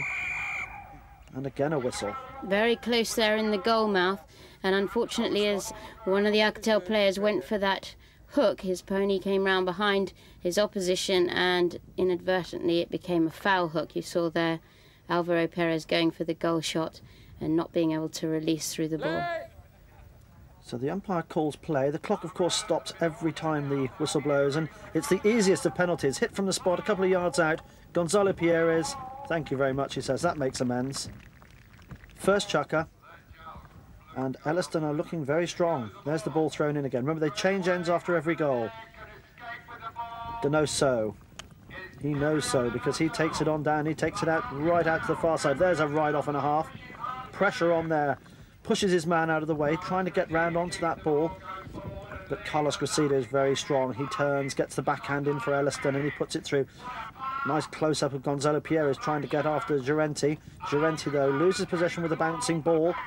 Backhand, and they turn again. There's a pony, stop from a gallop, stops, turns, and goes again. Player looking up. Now we can see the players in pairs, moving up the ground. Here come Elliston again. Look at him go, flat out gallop, on go the brakes. Can't get onto the ball, though, and turning again. We see Alcatel, Piqui Alberdi. Great playmaker is Piqui. He doesn't manage to do much with that ball, though, and he leaves it for Donoso, his number 2, the Chilean player. And it's the Chilean now who's bringing it round, tapping. He's hooked. Still gets the ball, though, as it bounces ahead of him. And then you see up go the sticks, and again another whistle. Yes, we saw Gabriel there with the ball, taking it down towards his goal. And a bit of exuberance there by one of the Elliston players as he allowed his pony to drift over the line. Yes, a bit of naughty Roberto. And a penalty awarded to Alcatel. That's a big hit from 60 yards, but a little bit off skew, I think, from Ernesto Trotz. And he looks at the floor and looks at his mallet, and I don't think that was possibly what was to blame there. So there we have the hit in, this first chukker. 6 chukkers, remember, in this match, each of 7 minutes. And the ball up against the boards on the far side of the ground as Alcatel in the black shirts trying to dribble it round. The board's there to keep the ball in place, stop it from running over the sideline. This is Piqui Alberdi. Alejandro Diaz Alberdi is his full name. You know why we call him Piqui. Takes a shot at goal. Was it successful? I think it was. He's smiling. Well, that's near enough a smile for Piqui. And it's a nice tap shot, taking it on. Nice and relaxed move, up the pony's neck, looks at the goal, picks his spot, and in it goes Pippa. Yes, a fabulous goal there. You saw the horse completely flat as it extended for Piqui to reach forward and tap that ball through the goal. 2-1 Alcatel. Back to the centre, back to action. Polo at its best. Llorente, Pierres, that's Alvaro Pierres. They're bringing it round. Llorente's won this one, brings it round, dribbles it. Takes it 1 little tap, 2 little taps, plays it in the air, and he just picks it up and goes. Says to his pony, come on, a little bit more speed, but he's got that man, Gracida, in front of him. Gracida cuts to the centre, he passes, they're looking for each other. That's a massive hit coming through from Roberto Gonzalez, Speedy Gonzalez they call him, and you can see why as he launches it down the ground. Pierres goes back, but there's Trotz. Trotz clears, up to Piqui Alberdi. Alberdi now on the offside, trying to get a stick onto it. He looks around quickly, trying to see what happens there, but a hooter. That's the end of the chukker. Pippa. Yes, a very exciting first chukker with a few missed penalties but lots of action and flair. Alcatel 2, Elliston 1, here at Smith's Lawn. South America need to get off to a good start. They're playing left. So we pick up the action in the first chukker here, and we can see why the Alcatel team are leading the match at the moment. Very strong play by the team and really never giving up. Here we see Gabriel Donoso. They're hard pressed by Gonzalo Pierres, following up there Piqui Alberdi. And watch the concentration. Piqui Alberdi doesn't falter at all. He just tickles his ball along, gets the pony motoring. Carlos is behind him, so also Roberto Gonzalez, but Piqui just keeps his concentration, puts the ball through, and as I say, that's what puts them in the lead. Alcatel 2, Elliston 1. Second chukker. Remember, 6 chukkers in this game. Play will start where it ended at the last chukker. The umpire will throw the ball in. He lines them up. Alcatel are going to the left-hand side of our screen. It's on a near side. Very difficult against the boards. You've got to get your stick round. The ball tapped from the throw-in again. Alberdi Nip and tuck, a little bit of tippity-tappity. He's getting it, he's trying to turn it. Donoso's there, knife and fork polo, whistle again. Yes, it was a play there by Picky. First he controlled it, then Gabriel was onto it, but it was Alvaro Perez for Elliston who had the line. Okay, and Donoso looking, not looking happy. He's given away a penalty, and at this level, penalties can be very, very costly. Hit from the spot for the attacking team, which is Elliston. That's a big, long, lofted hit. Look at that, first class, Japan Airlines. Right up in front of goal. Clearance coming in from Alcatal, but the ball then picked up again, and I didn't see that one as it sneaked in from underneath the pony. Great play by Pierres. He's so quick with his mallet. Pippa. Yes, Mike, the play turns so quickly here, it's hard to see what's happening quite often, but there was a little backhander there by Gabriel, quickly picked up by Gonzalo Perez, who reaches out there for the under the next shot, and a fantastic goal as he puts it clean between the posts. 2 goals all, Alcatal Elliston. Well, now we're into a game and a half. That's Pierres again, the goal scorer, just tapping it, just turning it round. Gabriel Donoso bring it round, beautifully schooled pony. It's not just about players, it's about ponies and about the backroom staff, the grooms, a little bit like Formula 1 racing. You need your pit crews, you need your cars, that's what you've got in this game as well. And again a whistle. Yes, we saw there some exuberant play again by the Elliston player. These ponies are superb, but sometimes they want to ride off when they're not sure they should be.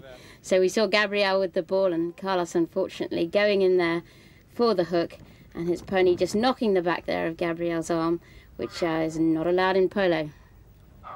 Looking over his shoulder, looking to see where his players are, and a nice little pass into the centre. Look at that, teamwork, anticipation, and it's under the pony's neck, played through by Pierres. Up to Gonzalez again. Gonzalez has got Trots in front of him, Trots with the backhand, clears it. 2 players riding off hard, and it's Donoso who takes it on his offside, and he gallops, the man from Chile. Hot stuff.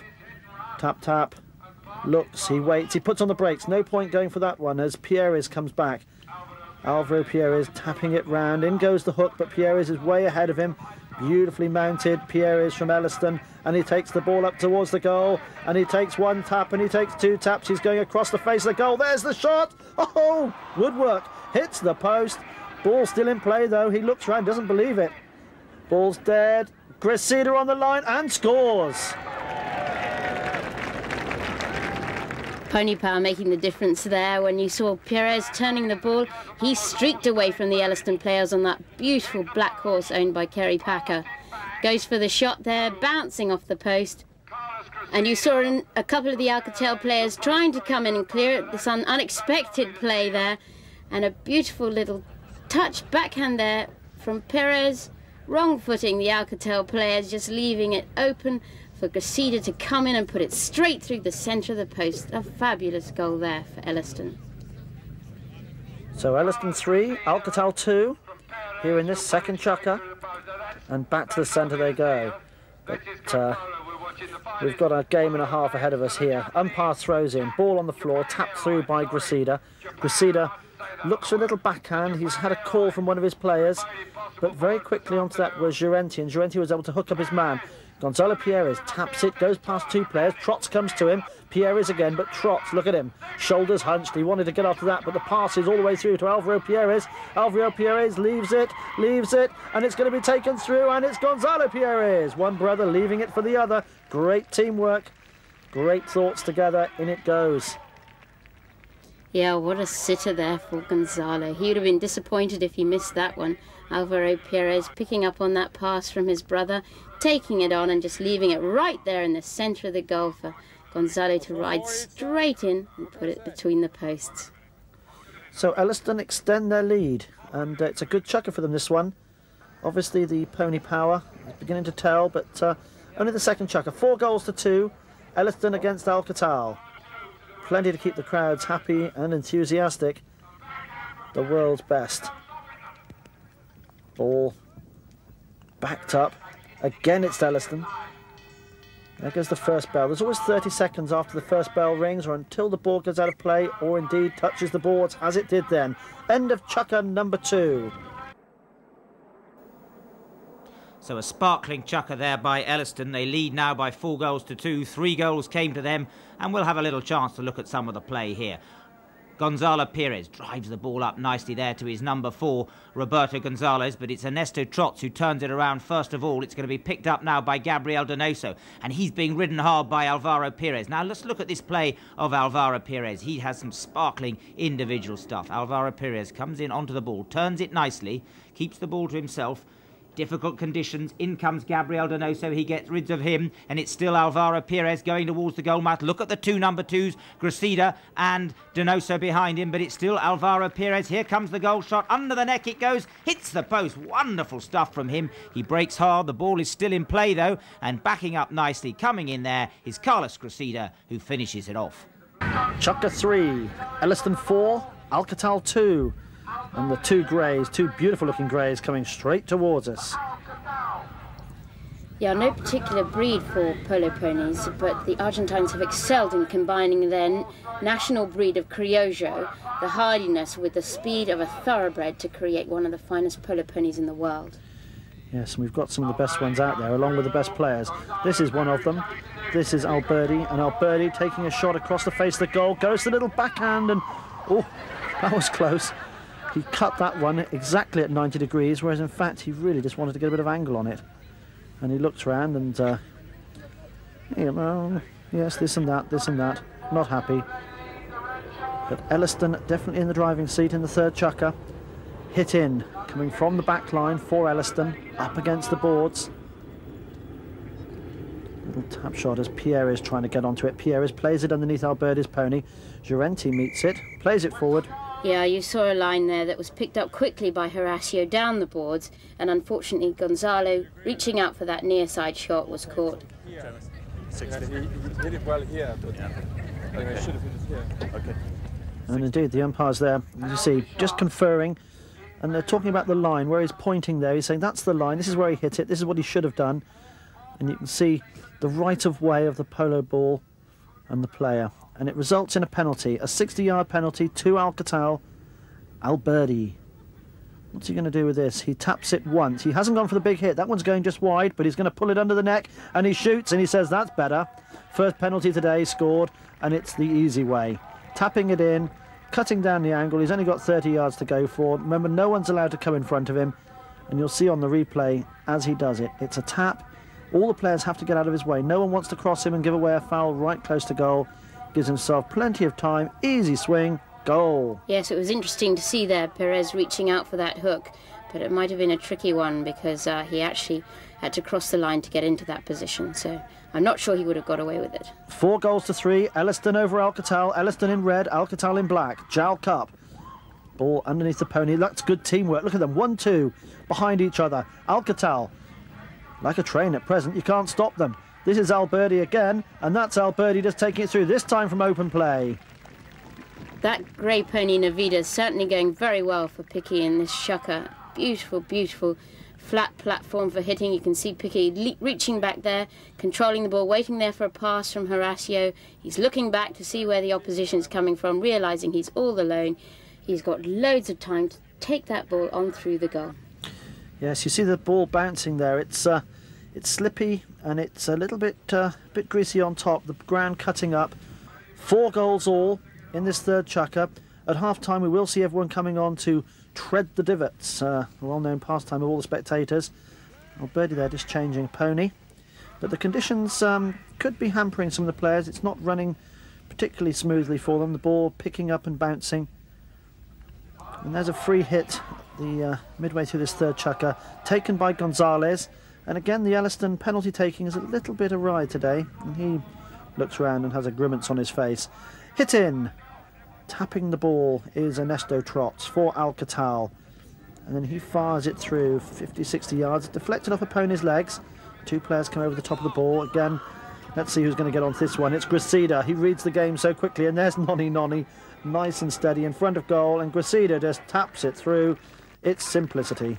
Yes, that horse certainly makes it all look very easy. Look how smooth it barely moves its head as it's cantering on, giving Carlos the perfect opportunity just to ride smoothly into the ball and tap it through the goal.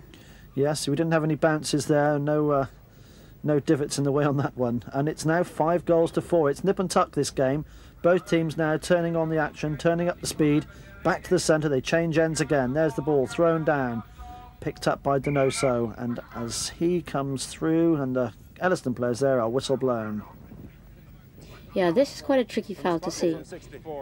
And the umpires are in agreement that it's going to be a penalty for. That'll be a 60-yard hit to the goal. When you play for your team, it's unfair to the black. Yeah, because you were right in front of him. You were in his right of way. Yes, you can hear Howard Hipwood, the umpire there, telling Roberto Gonzalez that he's not allowed to pull in front of the line, holding back Gabriel's progression to the ball. So there we have a penalty hit. The ball being teed up, as I said, made of hard plastic. The players like to use a ball which has been hit a few times. It tends to fly a bit better. They don't like a round ball for some reason. And they tee it up a little bit like in golf, making sure it's nice and sitting up on the grass. Easy swing through and hopefully get the aerial shot to put it over the top. There's a big hit by Trotz, but again it goes wide. So I wonder if the conditions are having something to do with the penalty taking today. Elliston with a hit in, and Trotz just can't quite believe it. 10 goals and hasn't been able to get a penalty yet. Roberto Gonzalez at the back for Elliston, and his shot not very far. It's deflected by one of the Alcatel players, Horacio Fernandez Llorente. Llorente taking it through, called off the ball by Trotz, and Trotz fires his shot in and scores. So he might not have scored from the 60-yard line, but Ernesto Trotz backing up Horacio puts it through. Another goal to Alcatel. Yes, we saw absolutely beautiful horse control here by Horacio as his horse regained its balance to turn quickly even on these slippy surfaces, leaving the ball there for his teammate as he controlled the line, and Ernesto was able to come through on the ball and score it for Alcatel. 5 goals all. Elliston versus Alcatel, third chukker, JAL Cup. Ball thrown in, teams change ends. Gracida picks it up quickly on the offside, taking it through, ducks his head as the backhand goes in from Trotz. Out on the far side there against the boards. Pair of players going straight over the top. That was Donoso going through. This is Fernandez Llorente again. Llorente passing the ball up to Donoso, and Donoso takes the shot at goal. It's a long hit, but I think it's just going wide and indeed goes out over the back line. And that is the end of chukker number 3 with the score at 5 goals all. It's nip and tuck all the way. Great 3 chukkers, very exciting. And the crowd seeing a great display here by 2 very well-matched teams. Possibly the ponies, different times, are causing different trouble for the opposition. And at the end of the third chukker, scores tied. What a great chukker it was. A lot of goals put on the board. This is the 5th we're going to see. And the rain has really made some mess of this field. You can see the divot marks out there. Horacio Llorente here just takes the ball around now, and it's finished off well by Ernesto Trotz. But I tell you what, these players are really giving their all in these conditions. Half-time, treading in, really important. This young lady certainly isn't dressed for the conditions, but she's enjoying herself as everyone else is. Chukker number 4. Elliston 5 in red, Alcatel 5 in black. Tempted backhand by Trotz. He didn't get onto it. Trotz is going to come across again as Gracida scurries across, just taps it behind Trotz and then pushes the ball through on the pass. Can one of his players pick it up? It's Gonzalo Pierres who does. Pierres up to Alvaro Pierres, his brother. One shot, it's now 40 yards from goal, and he's closing all the time. Pierres! Oh, great play. What a lovely pass from his brother, and it's put through. Alvaro Pierres with the maroon helmet scores. He's got a big smile on his face. It was worth the trip from Argentina, all for that one. Yeah, we saw Piqui Diaz Alberti reach up into the sky, and quite often they can get these tennis shots by picking them out of the air. But not this time. It was Perez who managed to get that goal from his brother. 6-5, Elliston. Change ends. Donoso. He turns the ball, he knocks the ball through, trying to get it through to Alberti and Llorente. And this is Llorente who's trying to get down, but the backs are there already for Elliston. It's right out against the boards, and it's Carlos Gracida who's going to try and bring this one. Trying to tap it forward, now tries to turn. Dribbles, oh, lovely play by Gracida. Thread and needle stuff, comes through 2 or 3 players. He waits, now he gets past the attempted hook. Great play, you can see why he's one of the world's best players. Up to Roberto Gonzalez, up in the air it goes. He didn't really want to get that much air on it. He goes ahead, he's called off it by Gracida, and Gracida passes the ball up to Alvaro Pierres again. Alvaro Pierres right in front of goal. That's going to be simple from 3 yards. Pierres. Yeah, it's always important to count the numbers, and you saw Trotz there trying to check up his pony as he was waiting there. Roberto going for the ball, passing it up. That was obviously a high lofted shot. Picked up beautifully by Carlos Cressida as he goes for that fantastic under the neck shot. A drier ground might have let that run on through the post, but it took his teammate Perez to knock it through the post for a wonderful goal. Magic from the Mexican. Elliston firmly in the driving seat again. They keep doing this, but Alcatal keep coming to Pierres. Pierres launching it down the ground, just a couple of yards wide, and it runs just over the back line. And a breather for Alcatal, and I think they'll need one after that little onslaught they just had. They'll have time to regroup and think, but Elliston putting on the pressure. Ernesto Trots tapping it. Player comes to him. Just waits, doesn't come in front of him, doesn't give away a foul, just watches. There's a little backhand from Pierres. Alvaro Pierres up to Carlos Cressida. Carlos Cressida leaves the ball. Could have missed it actually, but it looked like he was called off it by Gonzalo Pierres there, and Gonzalo Pierres hits that ball, and we have a whistle. Yes, very hard to pick up there, but you saw Gonzalo lifting his stick, calling for the penalties, and the umpire saw, and what he saw was a line there pulled across by one of the Alcatel players, stopping Gonzalo going for that open goal shot, which he should have easily scored. And indeed he leaves it for Carlos, and Carlos takes the penalty hit from 30 yards, and it's another goal to Elliston. It's the easy one there for Carlos Cressida, and they're beginning to get their eye in now with these penalties. The conditions slightly against them earlier on, but now they appear to be well and truly on song. 8-5 Elliston, stretching away again in this fourth chukker.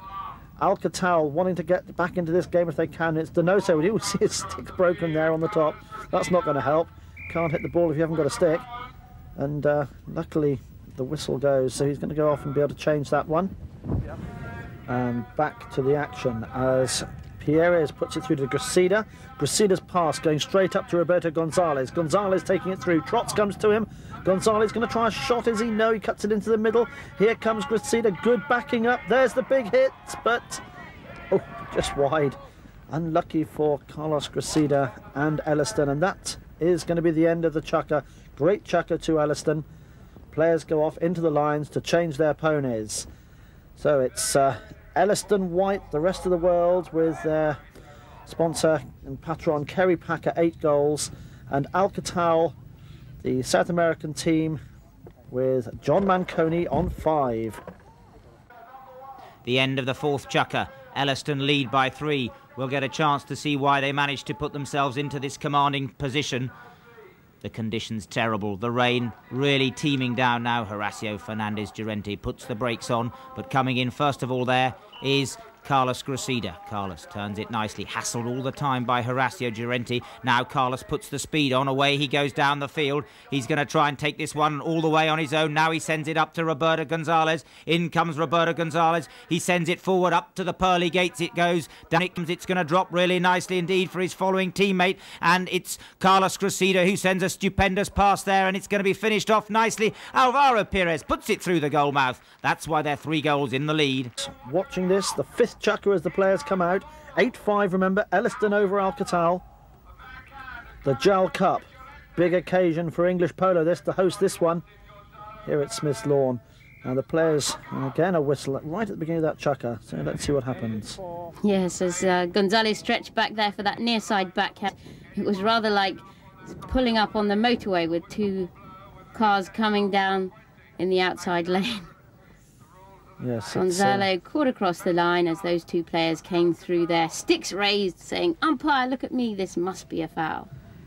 Yes, it's all about safety, isn't it? Penalty to Alcatal, and a sneaky one here from Alberti. Takes it out to the side, again taps it. He did this last time, remember? Will it work again? Oh, it does. Just picks his spot and puts it in, opens up the defence with a can opener. And Alejandro Diaz Alberti from Argentina, 10-goal player, brings a goal back for Alcatal. And this player is cool as a cucumber, as red players everywhere, trying to take that ball off him as he just comes through, taps it in for another Alcatel goal. Yes, so back to the centre they go. It's now 8 goals to 6, so they're closing the gap. 5th chukker, remember 6 chukker match. But Elliston from the line out, get the break, and it's Roberto Gonzalez, and he's screaming down the ground. He's got Trots in front of him. Trots just strokes that way. Interception from Pierres. Gonzalo Pierres. Oh, Great interception, great goal, Gonzo.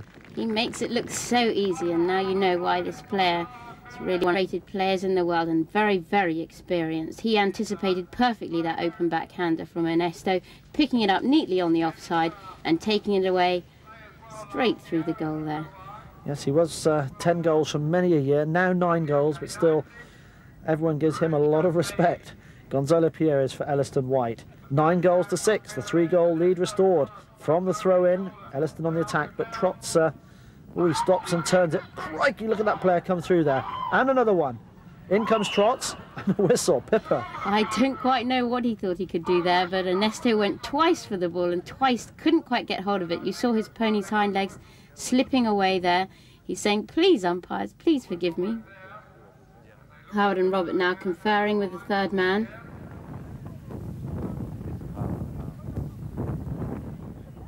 Sorry, we have to do what the majority says. 60. So the discussion there has resulted in a 60-yard penalty hit to the Elliston team, and you can see quite clearly from this replay the hind end of Ernesto's pony caught across the line as he tried to pull out of the way for Carlos Cressida to come through on the ball, and then he reached out for that hook, which I'm not sure he was able to do, leaving the penalty hit there for Elliston, and Gonzalo beautifully converting it into another goal for Elliston White. It's nice to see the players at last hitting these 60-yarders. We normally expect the top players to put them through every time, but only just in the last couple of chuckers have they started to get their sights in. Gonzalo Pierres makes it 10 goals to 6 to Elliston over Alcatal. And in the 5th chucker, this could be quite a mountain to climb for Alcatal now, as they'll need to do something very quickly. Indeed, they're doing just that. It's Gabriel Donoso who's coming through. Shot at goal, the ball lies just in front there on the near side. Oh, what a lovely pull on the near side by Piqui Alberti. Pulls a goal back. Yeah, you saw Pony stumble there in slightly wet conditions at the end of the goal, but no stumbling as they raced into the goal. Look at Piqui lean right out on the near side, and that Pony steady as a rock as he rides through and hits the ball between the posts. So it's all about balance and control of the pony and control of each other and vision, and God, there's so much goes into this game. These are the world's best, though. They've got them all. Ball tapped forward, and again a whistle.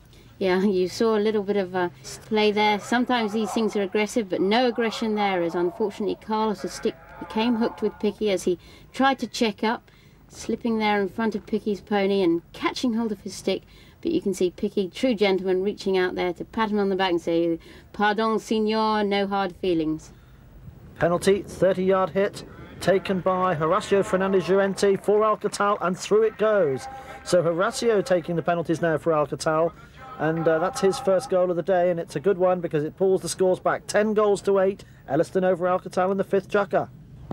There we go back to the action, and it's Pierres bringing it through, and a whistle blown across the line, resulting in another penalty to Elliston. And it's Gonzalo Pierres, a big hit straight between the posts, and anything Alcatal can do, Elliston can do better. And Pierres scoring his 6th goal, as you can see, and really putting on the pressure. That's now 11 goals to 8 in favour of Elliston over Alcatal. Teams change ends again. Still Elliston in the red shirts. Alcatal putting up a spirited fight there, and this is the man who possibly could do it. It's Piqui Alberti. Takes his pony almost sideways there, plays the ball under the pony, comes through, goes past one player, taps it, threads his way around Gracida, looks at goal, shoots from about 70, 80 yards, and only 2 yards wide. Lots of, some angry Argentine words there as Piqui was asking for a backhander from his teammate. Yep, and a whistle again. Let's all look round. Alvaro Pierres, oh, not me. And a penalty two's been given there by the umpires. Unfortunately, one of the Elliston players drifting across the line there as he reached out for that near side tap shot. And Ernesto Trotz raising his stick saying, that must be a foul. 30-yard penalty hit then, and it's Horacio Llorente who fires that one home. It's along the ground, straight between the posts. Nothing that the Elliston team could do about that one. He's been nice and relaxed, but even so, 30 yards still be missed, as we saw earlier in the game. But in it goes, and another goal to Alcatal. 11 goals to 9. End of chukker number 5. So the fifth chukker providing plenty of excitement. The deficit narrowed down to 2 goals that will be taken, of course, into the final chukker. And here we are proud to witness Gonzalo Pierres scoring a goal. Gonzalo, known as the polo player's polo player. It's going to be Trots who comes through for Alcatal, and he puts his legs down and he looks forward for the ball and he gallops and he goes for goal and he takes one swing and it's running on and it's 12 yards wide. Oh, Anestro, unlucky for him. Good opportunity for Alcatal to pull back there. Pierres with the backhand for Elliston, trying to turn the tide. Alcatal will be putting on some pressure now. Grasida's there, but the ball was stolen.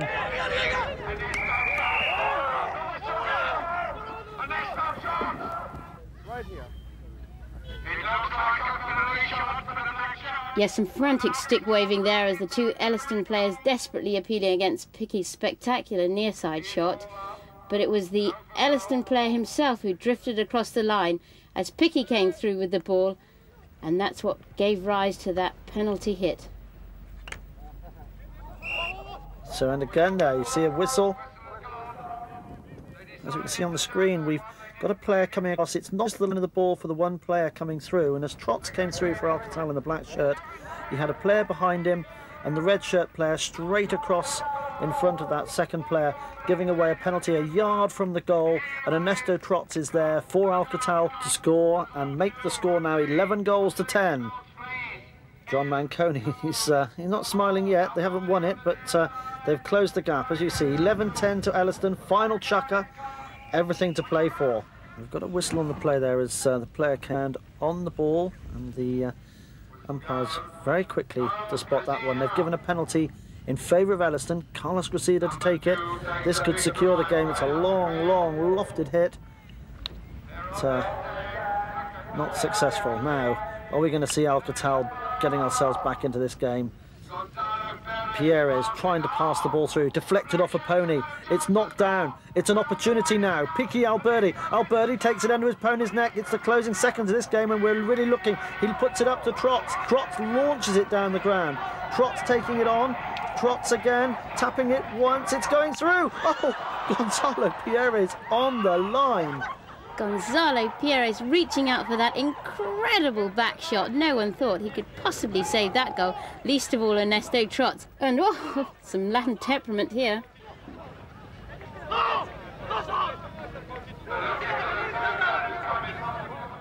Yes, it's the final chukker and they're really going for it.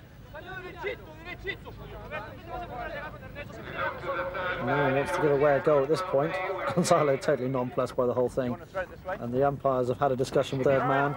Yes, and Andrew Hines said no foul was seen. That's what we've got. Opportunity to score. Alcatal could still come back. They need a goal and they need it quickly. This might be it. It's Alberti, and Alberti on the centre of the ground. No one near him. He takes one shot. He looks up. He looks behind. He puts the ball through. Here it is. Is this the equaliser? Oh no, he's missed it. The bouncing ball, the mud. Oh, Alejandro. My heart goes to him. That could have done it for the game. Instead, they're going to have to score, and they're going to have to turn it. And it's Donoso bringing it through, and Donoso goes under his pony's neck. Backhand, and the ball over the back line. Yes, and it'll be a safety 60 as the Elliston player reached out for that backhand, came off the stick on the wrong side, and unfortunately hit over back line by a defender, gives a 60-yard penalty. Alberti again. He scored from the last two of these. He goes through, threading his way through. Oh, he's overhit it, and again he goes wide. Oh, Alcatal. John Manconi must be, well, shocked. Twice he's seen his team. Well, it would have been easier to score than not score from there. As Gracida fires the ball up. There goes the hooter. That's the end of the game. What a great victory for Elliston, for Kerry Packer against Alcatal and John Manconi. 11 goals to 10. Fantastic. Polo at its best here at Smith's Lawn Gel Cup. Yeah, the Alcatel team really turned it on there in those dying seconds, desperate to equalise. But unfortunately, it was not to be their day. Well, we've witnessed a wonderful match this afternoon. There's just one goal in it. Just imagine now the sort of pressure that these players are going through and what sort of experience it takes for a player to defend out there in this very difficult conditions. And here we've got Gonzalo Perez. He turns the ball around. Players really coming backwards and forwards. Now Piqui Alberti, he's putting the pressure on. Just one goal separate them. What can Elliston do? And it's Ernesto Trots now who's the one coming down towards the goal mouth. And here you see Gonzalo Perez coming in. He's not giving up. He comes in, he takes the backhand shot. And that's why Elliston have won this series. Gonzalo Perez, captain of Elliston Rest of the World, comes forward to receive the trophy from Madame Shinmasi of Japan Airlines. And finally, at the third attempt, the Rest of the World come out the victors. Well, we've enjoyed putting this together. We hope you've enjoyed watching it. And it's goodbye from the Guards Polo Club.